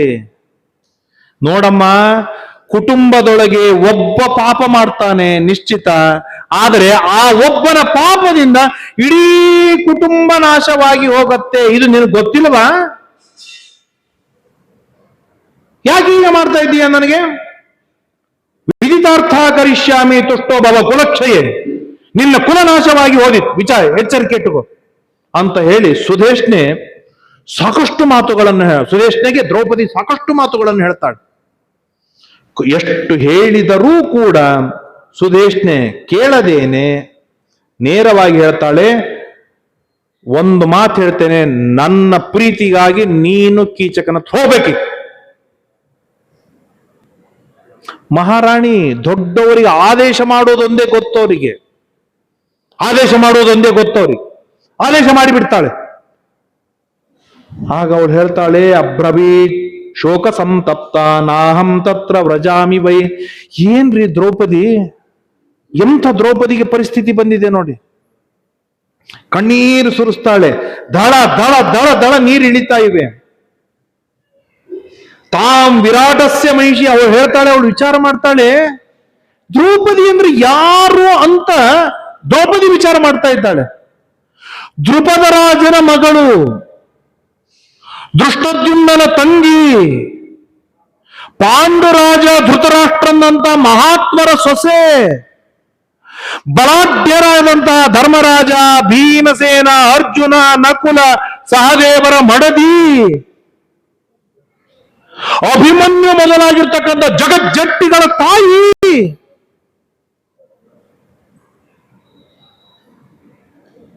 ಇಡೀ ಲೈಫಿನೊಳಗೆ ಒಂದು ಸಣ್ಣ ಅವರ್ಣವನ್ನು ಮಾಡಿದ್ದಾಳೆ ಅನ್ನೋದು ಇಲ್ಲವೇ ಇಲ್ಲ. ದೇವರನ್ನು ಮರ್ತಾಳೆ ಅನ್ನೋದಿಲ್ಲ, ದೇವರ ಬಗ್ಗೆ ತಪ್ಪು ತಿಳ್ಕೊಂಡಾಳೆ ಅಂತ ಅನ್ನೋದಿಲ್ಲ. ಇಂತಹ ದ್ರೌಪದಿ ನನ್ನಂತ ನನಗೆ ಈ ಪರಿಸ್ಥಿತಿ ಬರುತ್ತೆ ಅಂತಂದ್ರೆ ಸಾಮಾನ್ಯರ ಪಾಡೇನು? ಕಣ್ಣೀರಿಡ್ತಾಳೆ, ದುಃಖ ಪಡ್ತಾಳೆ, ಸಂಕಟ ಪಡ್ತಾಳೆ. ನಾಹಂ ಶಕ್ಯ ತ್ವಯಾ ಸ್ಪಷ್ಟಂ ಕೊನೆಗೆ ರಾಣಿಯ ಆಜ್ಞೆ, ಊಟಕ್ಕೆ ಹಾಕ್ಯಾಳ ರಾಣಿ. ಏನದ ವಿಶ್ವಾಸ, ನಮ್ಮ ಶಾಸ್ತ್ರ ಏನ್ ಹೇಳತ್ತೆ ಅಂದ್ರೆ ವಿಶ್ವಾಸ ಫಲದಾಯಕ. ಎಲ್ಲಿ ವಿಶ್ವಾಸವಿಡುತ್ತೇವೆ ಅಲ್ಲಿ ಫಲ ಸಿಗತ್ತೆ. ಒಂದು ಗುಂಡುಕಲ್ಲು ಇದೇ ದೇವರು ಅಂತ ಪ್ರದಕ್ಷಿಣೆ ಹಾಕಿದ್ರೆ ಅಲ್ಲಿ ಫಲ ಸಿಗತ್ತೆ. ಅಂತೆಯೇ ಅನೇಕ ಜನರ ಮನೆ ದೇವರು ಸಣ್ಣ ಗುಂಡುಕಲ್ಲೇ ಆಗಿದೆ. ನಾನು ನಿಂದೆ ಮಾಡ್ತಾ ಇಲ್ಲ, ಆದ್ರೆ ಅಲ್ಲಿ ದೇವರಿದ್ದಾನೆ ಅಂತೇಳಿ ನಾವು ವಿಶ್ವಾಸವಿಟ್ಟದ್ದಕ್ಕಾಗಿ ಫಲ ಸಿಗತ್ತೆ. ಸಣ್ಣ ಚಪ್ಪಲ್ಲು, ಇದು ಗುರುಗಳ ಪಾದುಕೆ ಅಂತೇಳಿ ಪೂಜೆ ಮಾಡಿದ್ರೆ ಅಲ್ಲಿ ಫಲ ಸಿಗತ್ತೆ. ಅಲ್ಲಿ ಸಣ್ಣ ವಸ್ತ್ರ, ಬಟ್ಟೆಗಳು, ಇದು ಗುರುಗಳಿಗೆ ಒದಗಿಸಿದ ಶೇಷವಸ್ತ್ರ ಅಂತ ಹೇಳಿದು ಸೇವೆ ಮಾಡಿದ್ರೆ ಅಲ್ಲಿ ಫಲ ಸಿಗತ್ತೆ. ವಿಶ್ವಾಸವಿಟ್ಟಲ್ಲಿ ಫಲ ಸಿಗತ್ತೆ. ಎಲ್ಲಿ ಯೋಗ್ಯವಾಗಿದೆ ಅಲ್ಲಿ ವಿಶ್ವಾಸ ಇಟ್ಟವನಿಗೆ ಫಲ ಸಿಗತ್ತೆ. ಯಾವುದು ಅಯೋಗ್ಯವಾಗಿರ್ತದೆ ವಿಶ್ವಾಸ ಮಾಡಿಸಿಕೊಂಡವನಿಗೆ ಫಲ ಸಿಗತ್ತೆ. ಅಯೋಧ್ಯ ರಾಮ ಗೊತ್ತಲ್ವಾ? ಆ ರಾಮನ ಮೇಲೆ ವಿಶ್ವಾಸ ಮಾಡಿದ ನಮ್ಮೆಲ್ಲರಿಗೂ ಫಲ ಸಿಗತ್ತೆ. ಕರೆಕ್ಟ್? ಅದೇ ರಾಮ ಏನು ಮಾಡಿದ ಅಂತಂದ್ರೆ ಅಲ್ಲಿ ಅವರ ದುಡ್ಡು ಎಣಿಸುವವರ ಮೇಲೆ ವಿಶ್ವಾಸ ಬಿಟ್ಟ. ಏನಾಯ್ತು? ಇವತ್ತೆಲ್ಲ ನ್ಯೂಸ್ಗಳ ನೋಡ್ತಾ ಇದ್ದೇವೆ. 16,000 ಕಿಲೋ ಬಂಗಾರ ಬೆಳ್ಳಿ ಲೂಟಿ ಹೋಗಿದೆ. ಅಂದ್ರೆ ಒಂದು ವಿಶ್ವಾಸ ಮಾಡಿದವರಿಗಾದ್ರೂ ಫಲ ಸಿಗತ್ತೆ, ಇಲ್ಲ ವಿಶ್ವಾಸ ಇಟ್ಟವರಿಗೆ ಆದ್ರೂ ಫಲ ಸಿಗತ್ತೆ. ಹಾಗೆ ಆಯ್ತು. ಸುಧೇಷ್ಣೆಯ ಮೇಲೆ ವಿಶ್ವಾಸ ಬಿಟ್ಟವಳು ಯಾರು? ದ್ರೌಪದಿ. ಫಲ ಸಿಕ್ಕಿತ್ತು ಯಾರಿಗೆ? ಸುಧೇಷ್ಣೆಗೆ ಫಲ ಸಿಗ್ತಾ ಇದೆ ಈಗ. ಯಾಕೆ? ತನ್ನ ತಮ್ಮನಿಗೆ ಲಾಭವಾಗುವ ಹಾಗೆ ನೋಡಿಕೊಳ್ತಾ ಇದ್ದಾಳೆ ಸುಧೇಷ್ಣೆ. ಹೋಗು, ಇದು ಮಧ್ಯೆ ಇದೆ, ಮಾಂಸವಿದೆ, ಇದು ನನ್ನ ತಮ್ಮನಿಗೆ ಬಹಳ ಸೇರುತ್ತೆ, ಒಯ್ದು ಕೊಡು. ಇದು ಅಮೃತ ಕುಡಿದವಳು ದ್ರೌಪದಿ, ಮಧ್ಯ ಮಾಂಸವನ್ನು ನೋಡಿದವಳಲ್ಲ, ತಿಂದವಳಂತೂ ದೂರದ ಮಾತು. ಅಂತ ದ್ರೌಪದಿಗೆ ಸುಧೇಷ್ಣೆ ಹೇಳ್ತಾ ಇದ್ದಾಳೆ, ಒಯ್ದು ಕೀಚಕನಿಗೆ ಒಯ್ದು ಕೊಡು. ದ್ರೌಪದಿ ಕೇಳ್ತಾಳೆ, ಧೈರ್ಯವಂತಳು. ಯಾರು ಸಾತ್ವಿಕರಿರ್ತಾರೆ ಅವ್ರಿಗೆ ಧೈರ್ಯ ಬಹಳ, ಗುಣವಂತರಿಗೆ ಧೈರ್ಯ ಬಹಳ, ತಪ್ಪು ಮಾಡದೇ ಇರೋರಿಗೆ ಧೈರ್ಯ ಬಹಳ. ಅವಳು ಕೇಳ್ತಾಳೆ, ಅಮ್ಮ ರಾಣಿ, ಕೀಚಕನ ಬುದ್ಧಿ ಏನಿದೆ ನಿನಗೆ ಗೊತ್ತಿಲ್ವಾ? ಯಾಕೆ ನನಗೆ ಕರೆಸ್ತಾ ಇದ್ದಾನೆ ಗೊತ್ತಿಲ್ವಾ? ಹಾಗಾದ್ರೆ ಮಾಂಸ ಸೆರೆ ಕುಡಿಯೋದಕ್ಕಾಗಿ ಕರೆಸ್ತಾ ಇದ್ರೆ ಅನೇಕ ದಾಸಿಯರಿದ್ದಾರೆ, ಅವ್ರ ಕಡೆ ಕೊಟ್ಟು ಕಳಿಸು. ನನ್ನ ಕಡೆಯಿಂದ ಯಾಕೆ ಕಳಿಸ್ತಾ ಇದ್ದೀಯ? ಅವಳ ಮನಸ್ಸು ಗೊತ್ತಿದ್ದ ತಾನೇ ಕಳಿಸ್ತಾ ಇರೋದು. ನೀನು ತಪ್ಪಲ್ವಾ ನೀನು ಮಾಡ್ತಾ ಇರೋದು ಅಂತ ಕೇಳಿ ಸುಧೇಷ್ಣೆಗೆ ಬಾಯಿ ಮುಚ್ಚಿ ಬಿಡ್ತಾಳೆ ದ್ರೌಪದಿ. ಆಗ ಏನ್ ಮಾಡ್ಲಿಕ್ಕೆ ಸಾಧ್ಯವಿಲ್ಲ. ಸುಧೇಷ್ಣೆ ಹೇಳ್ತಾಳೆ, ನಾನು ಆದೇಶ ಮಾಡಿದ್ದೇನೆ, ನೀನು ಹೋಗ್ಬೇಕು. ಮಹಾರಾಣಿ ಆದೇಶ ತಪ್ಪಲಿಕ್ಕೆ ಸಾಧ್ಯವಿಲ್ಲ. ತೆಗೆದುಕೊಂಡು ಹೋಗ್ತಾಳೆ. ತೆಗೆದುಕೊಂಡು ಹೋದಾಗ ಅಲ್ಲಿ ಕೀಚಕ ಇರ್ತಾನೆ. ಕೀಚಕ ಹೋದವನೇನೆ ಅವಳು ಹೇಳ್ತಾಳೆ, ನನಗೆ ಸೆರೆ ಕೊಡುವುದಕ್ಕೆ, ಮಾಂಸ ತಿನ್ನುವುದಕ್ಕೆ ಏ ಸೈರಂದ್ರಿ, ನಿನ್ನಂತ ಕೋಟಿ ಜನ ಇದ್ದಾರೆ, ನನಗೆ ಅದು ಬೇಕಾಗಿಲ್ಲ, ನೀನ್ ಬೇಕು ನನಗೆ, ಬಾಯಿಲೆ. ನಾಚಿಗೆಟ್ಟ ಕೀಚಕ ಏನೂ ಶರ್ಮ್ ಇಲ್ಲದೆ ಕರೀತಾನೆ. ಕರೆದಾಗ ದ್ರೌಪದಿ ಬೈತಾಳೆ, ನಾಹಂ ಶಕ್ಯ ತ್ವಯಾ ಸ್ಪೃಷ್ಟುಂ. ಕೀಚಕ, ಒಂದು ಎಚ್ಚರಿಕೆ ಇಟ್ಟುಕೋ, ಯಾವ ಕಾರಣಕ್ಕೂ ನೀನು ನನ್ನನ್ನು ಮುಟ್ಟಲಿಕ್ಕೆ ಸಾಧ್ಯವಿಲ್ಲ.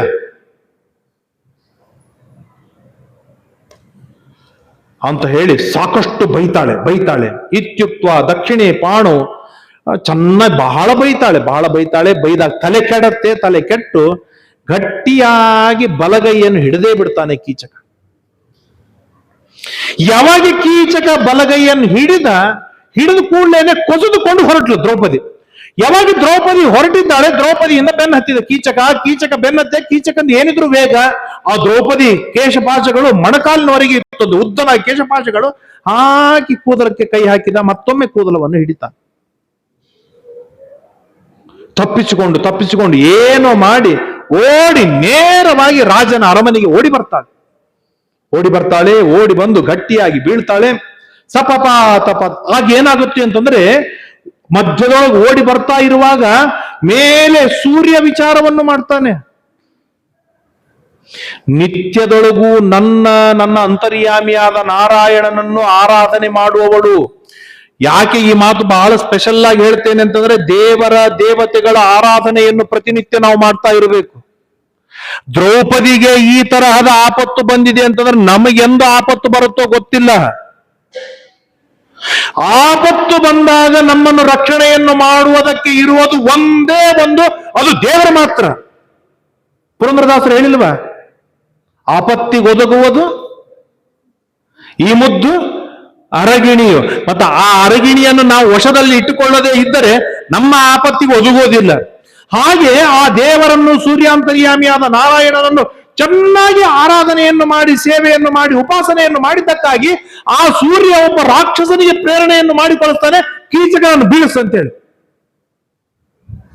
ಸ್ಮೃತ್ವ ಆದಿತ್ಯಸ್ಥಂ ವಾಸುದೇವಂ ಪರೇಶಂ. ಆಗ ದೇವರನ್ನು ಸ್ತೋತ್ರವನ್ನು ಮಾಡಿದಾಗ ಆಗ ಆ ಸೂರ್ಯಾಂತರ್ಯಾಮಿ ಆಗಿರ್ತಕ್ಕಂಥ ನಾರಾಯಣ, ಆ ನಾರಾಯಣನ ದೊಡ್ಡದಾದ ಗಾಳಿ, ಆ ಗಾಳಿಗೆ ಕೀಚಕ ಜಿಗಿದು ಆಚೆ ಬೀಳ್ತಾನೆ ದ್ರೌಪದಿಯನ್ನು ಬಿಟ್ಟು. ದೇವರೇ ನಮ್ಮನ್ನು ರಕ್ಷಣೆಯನ್ನು ಮಾಡುವುದು, ಬೇರೆ ಯಾರಪ್ಪನೂ ನಮ್ಮನ್ನು ರಕ್ಷಣೆಗೆ ಬರುವುದಿಲ್ಲ. ನಮ್ಮ ಕೈಯೊಳಗೆ ಸಮೃದ್ಧವಾಗಿ ಇದ್ದಾಗ ಎಲ್ಲರೂ ರಕ್ಷಣೆಗೆ ಬರ್ತಾರೆ.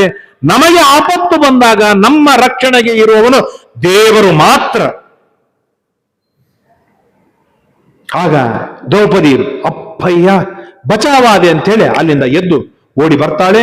ಓಡಿ ಬಂದಾಗ ಸಮೂಢ ಕೀಚಕಸ್ತತ್ರ ಪ್ರಾಪ್ತಾಂ ರಾಜೀವಲೋಚನಂ ಅಮೃಷ್ಯಮಾಣ ಕೃಷ್ಣಾಯ ಕೀಚಕೇನ ಪದಾವಧಂ. ತಪ್ಪಿಸಿಕೊಂಡು ಬರ್ತಾ ಇರುವಾಗ ಆ ಕೀಚಕ ಏನ್ ಮಾಡ್ತಾನೆ ಅಂತಂದ್ರೆ, ಸಣ್ಣ ಪುಸ್ತಕಕ್ಕೆ ಕಾಲು ತಾಕಿದ್ರೆ ನಾವು ನಮಸ್ಕಾರ ಮಾಡ್ತೇವೆ, ಸಮಗ್ರವಾದ ಶಾಸ್ತ್ರಕ್ಕೆ ಅಭಿಮಾನಿ ದೇವತೆಯಾದ ಸರಸ್ವತೀ ದೇವಿ, ಭಾರತೀ ದೇವಿಯರು, ಆ ಭಾರತೀ ದೇವಿ ಅವತಾರಳಾದ ದ್ರೌಪದಿ ದೇವಿ ಕಾಲಿನಿಂದ ಹೊಲಿತಾನೆ ಜಾಡಿಸಿ, ಚೆನ್ನಾಗಿ ಪೀಡೆ ಕೊಡ್ತಾನೆ. ದಂತಾಸ್ತದಾರೋಷಾತ್, ಆ ದ್ರೌಪದಿಯ ಮೇಲೆ ಕಾಲಿಟ್ಟು ಹಲ್ಲು ಕಟಕಟ ಕಡಿತಾನೆ. ಮಗಳೇ, ನನ್ನಿಂದ ತಪ್ಪಿಸ್ಕೊಂಡು ಹೋಗ್ತೀಯ ನೀನು ಅಂತ ಹೇಳಿ ಒದಿತಾ ಇರುವಾಗ ರಾಜ್ಯ, ದೊಡ್ಡದಾದ ರಾಜ, ಎಲ್ಲರೂ ಕುಳಿತುಕೊಂಡಿದ್ದಾರೆ. ದ್ರೌಪದಿ ಅಲ್ಲಿ ಬಿದ್ದಿದ್ದಾಳೆ. ಅಷ್ಟರೊಳಗೆ ಸುದ್ದಿ ಭೀಮನಿಗೆ ಮುಟ್ಟಿತ್ತು. ಏನಾದ್ರೂ ಕೆಟ್ಟ ಸುದ್ದಿ ಆದ್ರೆ ಬಹಳ ಬೇಗನೆ ಸ್ಪ್ರೆಡ್ ಆಗಿ ಬಿಡತ್ತೆ. ಹಾಗಾಗಿ ಅಡಿಗೆ ಮನೆಯವರೆಗೆ ಸುದ್ದಿ ಹೋಗಿತ್ತು. ಭೀಮ ಓಡಿ ಬಂದ ದೊಡ್ಡದಾಗಿರ್ತಕ್ಕಂಥ ರಾಜ್ಯ, ಅರಮನೆ ಇದೆ. ಅರಮನೆಯಲ್ಲಿ ಮೇಲೆ ರಾಜ ಕುಳಿತುಕೊಂಡಿದ್ದಾನೆ. ಮಂತ್ರಿಗಳು, ಋಷಿಗಳು, ಮುನಿಗಳು, ಜ್ಞಾನಿಗಳು, ಧರ್ಮರಾಜ ಎಲ್ಲರೂ ಕುಳಿತುಕೊಂಡಿದ್ದಾರೆ. ಈ ತರದ ದೊಡ್ಡದಾಗಿರ್ತಕ್ಕಂಥ ಗಿಡ, ದೊಡ್ಡದಾದ ವೃಕ್ಷ, 16,000 ವರ್ಷದ ಹಳೆಯದಾದ ದೊಡ್ಡ ವೃಕ್ಷ. ಭೀಮ ಹಲ್ಲು ಕಡಿತಾ ಗಿಡ ನೋಡ್ತಾ ಇದ್ದಾನೆ. ಕಣ್ಣು ಕೆಂಪಾಗಿದೆ. ಯಾರಿಗೆ ತ್ರಾಸ ಆಗೋದಿಲ್ರಿ ಹೆಂಡತಿಗೆ ಈಗ ಪೀಡೆ ಕೊಟ್ಟಾಗ? ಹಲ್ಲು ಕಡಿದು ನೋಡ್ತಾ ಇದ್ದಾನೆ. ಅಷ್ಟೊಳಗೇನೆ ಅಲ್ಲೇ ಧರ್ಮರಾಜ ನಿಂತಿದ್ದ. ಧರ್ಮರಾಜ ಅಂದ, ನಿನ್ನ ಶಕ್ತಿ ಇಲ್ಲಿ ತೋರಿಸಿಬಿಟ್ಟೆ, ಅದ್ರ ತಪ್ಪಿ ಭೀಮ ಅಂತ ಗೊತ್ತಾದ್ರೆ ನಮ್ಮ ಅವಸ್ಥೆ ಏನು? ಇನ್ನೊಂದು ತಿಂಗಳು ನೀನು ಗಪ್ಪಿರ್ಬೇಕು ನೀನು ಅಂತ ಹೇಳ್ತಾನೆ. ತಸ್ಯ ರಾಜ ಶನೈ ಸೌಮ್ಯ ಕುಂತಿ ಪುತ್ರೋ ಯುಧಿಷ್ಠಿರ ಚಕಾರ ಭೀಮಸೇನಸ್ಯ ರೋಷಾವಿಷ್ಟಸ್ಯ ಭೀಮತಃ ಸೂದಮಾ ಸಾಹಸಂ ಕಾರ್ಷಿ. ಅಡಿಗೆಯವನೇ ಭಟ್ಟ, ಸಾಹಸ ಮಾಡಬೇಡ. ಆ ಗಿಡದೊಳಗೆ ಎಲಿ ಇವೆ, ಹಣ್ಣಿದೆ, ಪಕ್ಷಿಗಳಿವೆ, ಪ್ರಾಣಿಗಳಿವೆ, ಎಲ್ಲ ತುಂಬಿಕೊಂಡಿದೆ. ಆ ಗಿಡವನ್ನು ಮುಟ್ಲಿಕ್ಕೆ ಹೋಗ್ಬೇಡ. ನಿನಗೆ ಅಡಿಗೆ ಮಾಡ್ಲಿಕ್ಕೆ ಗಿಡ ಬೇಕೇನೋ? ಹೋಗು, ವನಕ್ಕೆ ಹೋಗು, ಅಲ್ಲಿ ಎಲ್ಲ ಗಿಡವನ್ನು ನಾಶ ಮಾಡಿ ಹಾಕು. ವನಕ್ಕೆ ಹೋಗು. ಯದಿತೇ ಧಾರಕೃತ್ಯಂ ಸ ನಿಷ್ಕ್ರಮ್ಯ ನಗರಾತ್ ಬಹಿ ಸಮೂಲಂ ಶಾತಯೇ ವೃಕ್ಷಂ. ಅಲ್ಲಿ ಗಿಡ ಟೊಂಗಿ ಮುರಿಬೇಡ, ಎಲ್ಲಿ ಕತ್ತರಿಸಬೇಡ, ಮೂಲ ಸಹಿತವಾಗಿ ಕಿತ್ತು ಹಾಕಿಬಿಡಲಿ. ಭೀಮ ಗಪ್ಪಾದ ಹೋಗ್ಬಿಟ್ಟ. ಅಲ್ಲ, ಹೆಂಡತಿಗೆ ಅವಮಾನ ಆಗ್ಯದ. ಧರ್ಮರಾಜ ಸಿಟ್ಟಿಗೆ ಬರಲಿಲ್ಲ. ಸಿಟ್ಟಿಗೆ ಬಂದ ಭೀಮನನ್ನು ಧರ್ಮರಾಜ ಉಲ್ಟಾ ಸಮಾಧಾನ ಮಾಡಿ ಕಳಿಸಿಬಿಟ್ಟ. ಏನಿದು ಪರಿಸ್ಥಿತಿ? ಇಂಥ ಗಂಡಂದ್ರು ಬೇಕಾ? ಇದೆಲ್ಲ ಗುಪ್ತ ಭಾಷೆದೊಳಗೆ ಧರ್ಮರಾಜ ಹೇಳಿದ, ನಿನ್ನ ಸಿಟ್ಟೇನಿದೆ ಊರ್ ಹೊರಗೆ ಹೋಗು. ಗಿಡ ಮತ್ತಿನ್ಯಾವ್ದಲ್ಲ ಈ ಕೀಚಕ, ಹಣ್ಣುಗಳು ಮತ್ತಿನ್ಯಾವ್ದಲ್ಲ ಈ ಕೀಚಕರ ತಮ್ಮಂದ್ರವ. 100 ಹಣ್ಣುಗಳವ. ಆ ಹಣ್ಣು ಗಿಡ ಬೇರು ಸಹಿತವಾಗಿ ರಾತ್ರಿ ಊರೊಳಗೆ ಮುಗಿಸ್ಬಿಡೋದನ್ನ ಅಂತ ಹೇಳಿ ಸೂಕ್ಷ್ಮವಾಗಿ ಸೂಚನೆಯನ್ನು ಕೊಟ್ಟಾಗ ಕೀಚಕ ಅಲ್ಲಿಂದ, ಯಾರು ಭೀಮಸೇನ ದೇವರು ಆಚೆ ಹೋಗ್ತಾರೆ. ಆಗ ದ್ರೌಪದಿ ಬೈತಾಳೆ ರಾಜನಿಗೆ, ಏಷ ನ ವೈರಿ ಸ್ವಪತಿ ಪದಾ ಭೂಮಿ ಸ್ಪೃಶನ್ ತೇಷಾಂ ಮಾಂ ಮಾನಿನೀಂ ಭಾರ್ಯಾಂ ಸೂತಪುತ್ರ ಪದಾವಧಿ. ರಾಜ, ನನ್ನ ವೈರಿ, ನನ್ನ ಶತ್ರು ಭೂಮಿ ಮೇಲೆ ಸುಖವಾಗಿ ಮಲಗುವುದಿಲ್ಲ, ಅಷ್ಟು ಭಯ ನನ್ನ ಗಂಡಂದ್ರ ಭಯವಿದೆ. ಅದು ಸತ್ಯ. ದುರ್ಯೋಧನ ದುಶ್ಯಾಸನಾದಿಗಳು 12 ವರ್ಷದಿಂದ ಸುಖವಾಗಿ ಮಲಗೇ ಇಲ್ಲ. ಯಾವಾಗ ಭೀಮ ಬಂದು ಹೊಡಿತಾನೇನೋ ಹೆದರಿಕೆ ಅವರಿಗಿದ್ದದ್ದೆ, ಮಲಗಿಲ್ಲ. ಅಂತಹ ನನ್ನನ್ನು ಈ ಕೀಚಕ ಕಾಲಿನಿಂದ ಒಲಿತಾನೆ, ರಾಜ ನಿನ್ನ ಗಪ್ಪೂರ್ತಿ ಅಂದ್ರೆ ಬುದ್ಧಿ ಇಲ್ವೇ ನಿನಗೆ ಅಂತ ಬೈದ್ರೆ ರಾಜ ಉತ್ತರವನ್ನು ಕೊಡ್ತಾನೆ, ನಿಮ್ಮಿಬ್ಬರು ಜಗಳವೇನಿದೆ ನನಗೇನು ಗೊತ್ತು ತಾಯಿ, ನೀನೇ ಬಗೆಹರಿಸಿಕೊಂಡ್ಬಿಡು ಅಂದ್ಬಿಟ್ಟವನು. ಯಾಕೆ ಕೀಚಕರ ವಿರುದ್ಧ ನಿಂದಿರೋ ಧೈರ್ಯ ಇವನಿಗಿಲ್ಲ, ಜಾಡಿಸ್ಕೊಂಡ್ಬಿಟ್ಟ. ಆಗ ಚೆನ್ನಾಗಿ ಬೈತಾಳೆ, ಮಹೇಶ್ವಾಸಾರಣೇಶೂರ. ರಾಜ ಒಂದು ತಿಳಿದುಕೋ, ನನ್ನ 5 ಜನ ಪತಿಯರು ಮಹಾಪರಾಕ್ರಮಿಗಳಿದ್ದಾರೆ. 100 ಅಕ್ಷೋಹಿಣಿ ಸೈನ್ಯವನ್ನಲ್ಲ, 100 ಜರಾಸಂಧರು ಬಂದರು ಸೀಡೆ ಹಾಕುವ ಸಾಮರ್ಥ್ಯವಿದೆ ಅಂತ ನನಗೆ ನಿನ್ನ ಶಾಲಕ, ನಿನ್ನ ಭಾವನೆಯಿಂದ ಕಾಲಿನಿಂದ ಒದ್ದಿದ್ದಾನೆ, ಎಚ್ಚರವಿರಲಿ. ಇದು ಶರಣಂ ಏ ಪ್ರಪನ್ನಾನಾಂ, ನನ್ನ ಗಂಡಂದರಿಗೆ ಯಾರು ಶರಣು ಬಂದಿದ್ದಾರೆ ಅವರನ್ನು ಶತಾಯುಗತಾಯಿ ರಕ್ಷಣೆಯನ್ನು ಮಾಡಿದ್ದಾರೆ ನನ್ನ ಪತಿಯರು. ಅಂತಹ ನನ್ನನ್ನು ನಿನ್ನ ತಮ್ಮ, ನಿನ್ನ ಹೆಂಡತಿಯ ತಮ್ಮ ಕಾಲಿನಿಂದ ಒದ್ದಿದ್ದಾನೆ, ಎಚ್ಚರವಿರಲಿ ಅಂತ ಹೇಳಿ ಸಾಕಷ್ಟು ಎಚ್ಚರಿಕೆಯನ್ನು ಕೊಟ್ಟು ಹೇಳ್ತಾಳೆ, ಯತ್ರ ಧರ್ಮೋ ಹ್ಯಧರ್ಮೇಣ. ರಾಜ, ಎಲ್ಲಿ ಧರ್ಮ ಅಧರ್ಮದಿಂದ ಸಾಯತ್ತೆ, ಎಲ್ಲಿ ಸತ್ಯ ಸುಳ್ಳಿನಿಂದ ಸತ್ತು ಹೋಗತ್ತೆ, ಅಲ್ಲಿ ನೀವೆಲ್ಲರೂ ಕೂಡ ಇದ್ದರೂ ಸತ್ತ ಹಾಗೆಯೇ.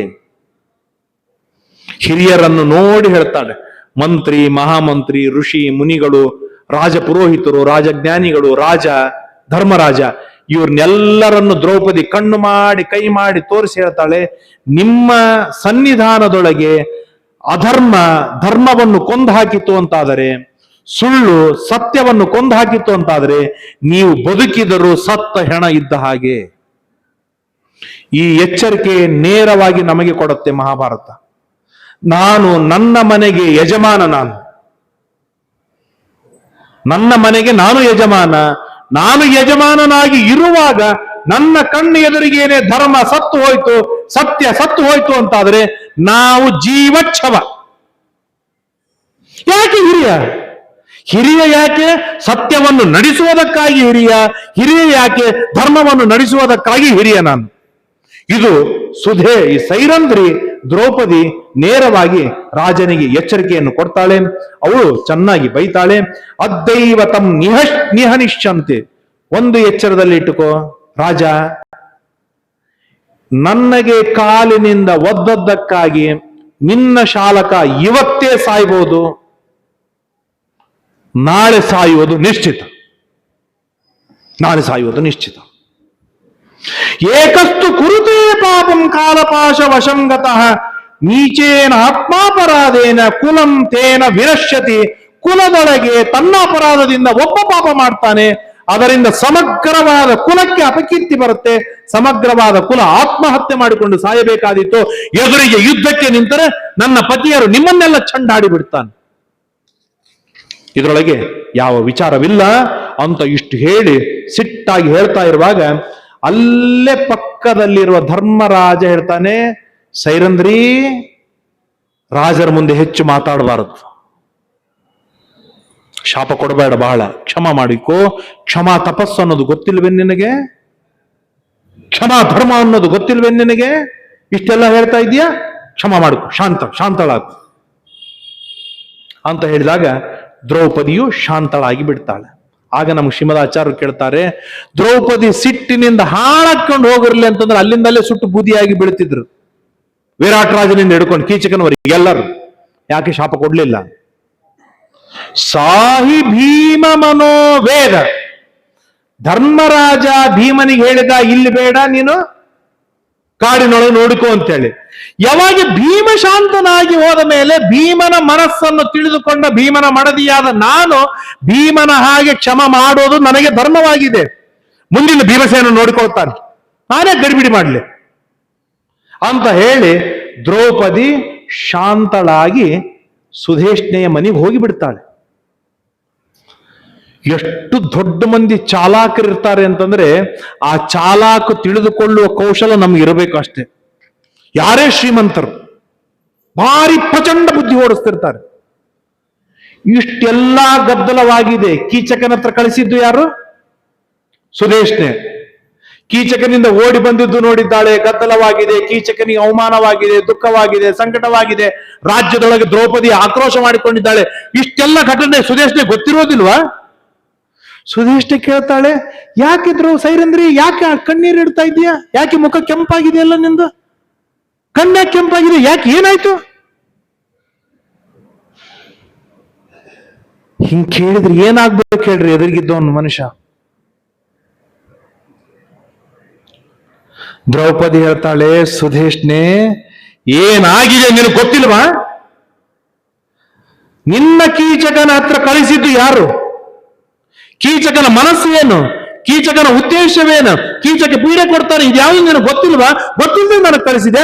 ಮತ್ತೆ ಈಗೇನಂತಾರೆ, ಮೂಗಿ ಬೆಂಡೇಚಲಿಕ್ಕೆ ಬರ್ತೀಯಾ? ಕಣ್ಣೀರು ಒರೆಸ್ಲಿಕ್ಕೆ ಬರ್ತೀಯಾ? ನೀ ಏನ್ ಮಾಡಿದ್ರು ನಡೆಯೋದಿಲ್ಲ. ಇವತ್ತು ಕೀಚಕ ಸಾಯೋದು ನಿಶ್ಚಿತ, ಇದು ಎಚ್ಚರದಲ್ಲಿ ಇಟ್ಟುಕೋ ಅಂತ ಹೇಳಿ ಅವಳಿಗೆ ಎಚ್ಚರಿಕೆಯನ್ನು ಕೊಟ್ಟು ಕೃತ್ವಾ ಶೌಚಂ. ಏನ್ ದ್ರೌಪದಿ ನೋಡಿ, ದರಿದ್ರ ಕೀಚಕ ಮುಟ್ಟಿದ್ದಕ್ಕೆ ಸ್ನಾನ ಮಾಡ್ತಾಳೆ. ಯಾಕೆ? ಪರಪುರುಷ ಸ್ಪರ್ಶ ಮಾಡಿದ. ಹೋಗಿ ಸ್ನಾನ ಮಾಡಿ ಶುದ್ಧಳಾಗಿ ಕೃಷ್ಣನಿಗೆ ಅರ್ಥಾತ್ ತನ್ನ ದೇವರಿಗೆ ನಮಸ್ಕಾರವನ್ನು ಮಾಡಿ ಬೇಗನೆ ಅಡಿಗೆ ಮನೆಗೆ ಹೋಗ್ತಾಳೆ. ಯಾಕೆ? ಕೊನೆಗೆ ರಕ್ಷಣೆ ಮಾಡುವವನು ಯಾರು? ಈ ಧರ್ಮಣ್ಣಲ್ಲ, ಅರ್ಜುನ ಅಲ್ಲ, ನಕುಲ ಸಹದೇವರಲ್ಲ. ನನ್ನ ರಕ್ಷಣೆ ಮಾಡೋದು ನನ್ನ ನಿಜ ಗಂಡನೇ ಅಂತ ಹೇಳಿ ಭೀಮನ ಹತ್ರ ಹೋಗ್ತಾಳೆ. ಭೀಮನ ಹತ್ರ ಹೋಗಿ ಗಟ್ಟಿಯಾಗಿ ಆಲಿಂಗನ ಮಾಡಿಕೊಂಡು ಬಿಕ್ಕಿ ಬಿಕ್ಕಿ ಆಳುತ್ತಾಳೆ. ಹೇಳ್ತಾಳೆ, ಭೀಮ, ನಿನ್ನ ಗದೆಗೆ ಧಿಕ್ಕಾರವಿರಲಿ. ನಿನ್ನ ಏನ್ ಬಾಹುಬಲ 10,000 ಆನಿ ಬಲ ಅಂತ ಹೇಳ್ಕೊಳ್ತೀಯಲ್ಲ, ಆನಿ ಬಲಕ್ಕೆ ಧಿಕ್ಕಾರವಿರಲಿ. ಏನು ಅರ್ಜುನನ ಗಾಂಡೀವದನ್ನು ತೆಗೆದುಕೊಂಡು ಏನ್ ಮಾಡೋದು?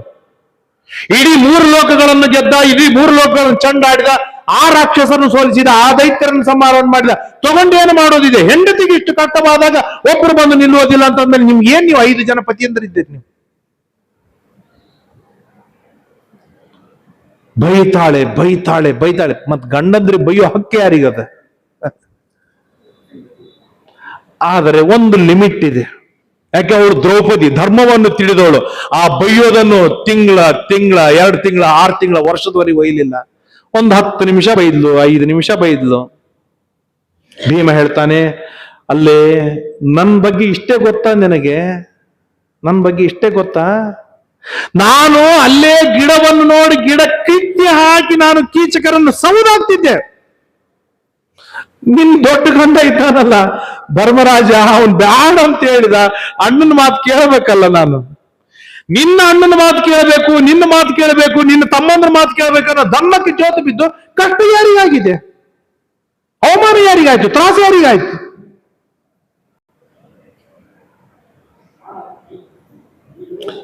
ಹೇಳ್ತಾಳೆ, ಭೀಮಣ್ಣ, ನಾನ್ರಿ ಏನ್ ತಿಳ್ಕೊಂಡಿ ಗೊತ್ತೇನು? 10,000 ಜನ ದಾಸಿಯರು ನನ್ನ ಸುತ್ತಮುತ್ತ ನಿಂತಿರ್ತಾರೆ, ಅಂಥವಳು ನಾನು. ಈ ಸುದ್ದಿ ಏನಾದ್ರೂ ದೃಷ್ಟದ್ಯುಮ್ನಿಗೆ ಗೊತ್ತಾದ್ರೆ ನಿಮ್ಮನ್ನು ಚಂಡಾಡಿ ಬಿಟ್ಟಾನು ಅಂತ ದೃಷ್ಟದ್ಯುಮ್ನ ತಂಗಿ ನಾನು. ಹೆದರಿಸ್ತಾಳೆ. ನಾನೇನು ಸಾಮಾನ್ಯಳಲ್ಲ, ನೀವು ತುಳಿದು ಹಾಕಿದ್ರೆ ತುಳಿಸಿಕೊಂಡು ಕೂಡುವುದಕ್ಕಾಗಿ, ಸಹನೆ ಮಾಡಿದ್ರೆ ಸಹಿಸಿಕೊಂಡು ಕೂಡುವುದಕ್ಕಾಗಿ. ನಿಮ್ಮ ಸಹನೆ ನಿಮಗೆ ಆಪತ್ತು ಬಂದಾಗ ನೀವು ಸಹನೆ ಮಾಡಿ, ನಿಮ್ಮನ್ನು ನಂಬಿ ಬಂದವರಿಗೆ ಆಪತ್ತು ಬಂದಾಗ ನೀವು ಸಹನೆ ಮಾಡೋದಲ್ಲ. ನಿಮ್ಮ ಪೌರುಷ ತೋರಿಸಬೇಕಲ್ಲಿ, ನಿಮ್ಮ ಸಾಮರ್ಥ್ಯ, ನಿಮ್ಮ ಬುದ್ಧಿಶಕ್ತಿಯನ್ನು ತೋರಿಸಬೇಕಲ್ಲಿ ಅಂತ ಹೇಳಿ ಚೆನ್ನಾಗಿ ಕ್ಲಾಸ್ ತೆಗೆದುಕೊಳ್ತಾ ಕೊನೆಗೆ ಭೀಮ ಹೇಳ್ತಾನೆ, ಶಾಂತ. ಎಂದಿಗೂ ಬೈತಾ ಇರುವಾಗ ನಡು ಏನಾದ್ರೂ ಮಾತಾಡಿದ್ರೆ ಅದು ಬೈ 3 ಪಟ್ಟಾಗತ್ತೆ. ಭೀಮ ಶಾಂತವಾಗಿ ಕೇಳಿಸಿಕೊಂಡ, ತಾಳ್ಮೆಯಿಂದ ಕೂತುಕೊಂಡ.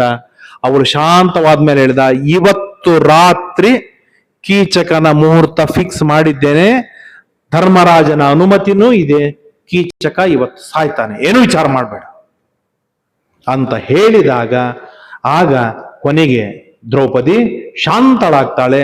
ಶಾಂತಳಾಗಿ ಮತ್ತ ನಂಬಲಲ್ಲ, ವಿಶ್ವಾಸ ಮಾಡ್ಲಲ್ಲ ಅಂತ ಹೇಳಿದ, ಏನೂ ವಿಚಾರ ಮಾಡಬೇಡ, ನಾಳಿನ ಬೆಳಿಗ್ಗಿನ ಸೂರ್ಯೋದಯ ಕೀಚಕ ಕಾಣುವುದಿಲ್ಲ ಅಂತ ಹೇಳಿ ಭೀಮಸೇನ ದೇವರು ಮಾತು ಕೊಡ್ತಾರೆ. ಅದಾದ ಮೇಲೆ ಕೀಚಕನ ವಧ ಹೇಗಾಗತ್ತೆ ಭೀಮಸೇನ ದೇವರೇ ಹೇಳಿದ್ದಾರೆ, ನಾಳೆ ಬೆಳಿಗ್ಗೆ ಒಳಗೆ ಅಂತೇಳಿ. ನಾವು ನಾಳೆ ಸಾಯಂಕಾಲ ಕೀಚಕನ ವಧವನ್ನು ಕೇಳುವ ಪ್ರಯತ್ನವನ್ನು ಮಾಡೋಣ. ಕೀಚಕನ ವಧ, ಜರಾಸಂಧ ದುರ್ಯೋಧನಾದಿಗಳ ವಧ, ಇದು ನಿತ್ಯದೊಳಗೂ ನಾವು ಚಿಂತನೆಯನ್ನು ಮಾಡುವಂತ ವಧಗಳು. ಯಾಕೆ? ನಮ್ಮ ಅಂತರ್ಯಾಮಿಯಾಗಿ ಎಲ್ಲ ದೈತ್ಯರು ಇದ್ದಾರೆ, ಎಲ್ಲ ದೈತ್ಯರು ಇದ್ದಾರೆ. ತತ್ವಾಭಿಮಾನಿ ದೇವತೆಗಳು ಹೇಗೋ ತತ್ವಾಭಿಮಾನಿ ದೈತ್ಯರಿದ್ದಾರೆ.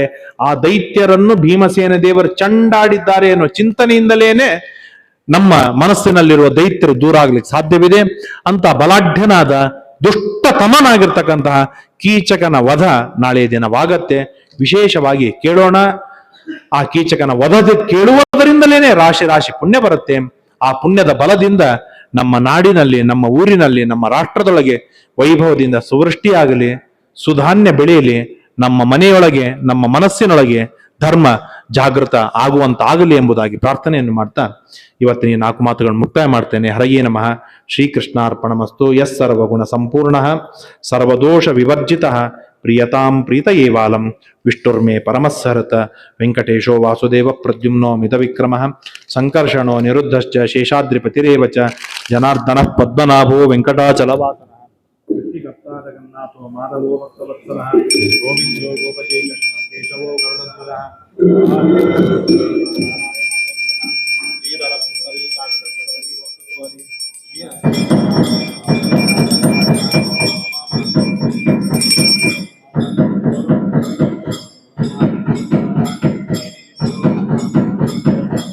ಶ್ರೀರಾಮೋ ರಾಮಭದ್ರಶ್ಚ ಗೋಪತಿ ವಾಸೋ ಗಿರಾಮ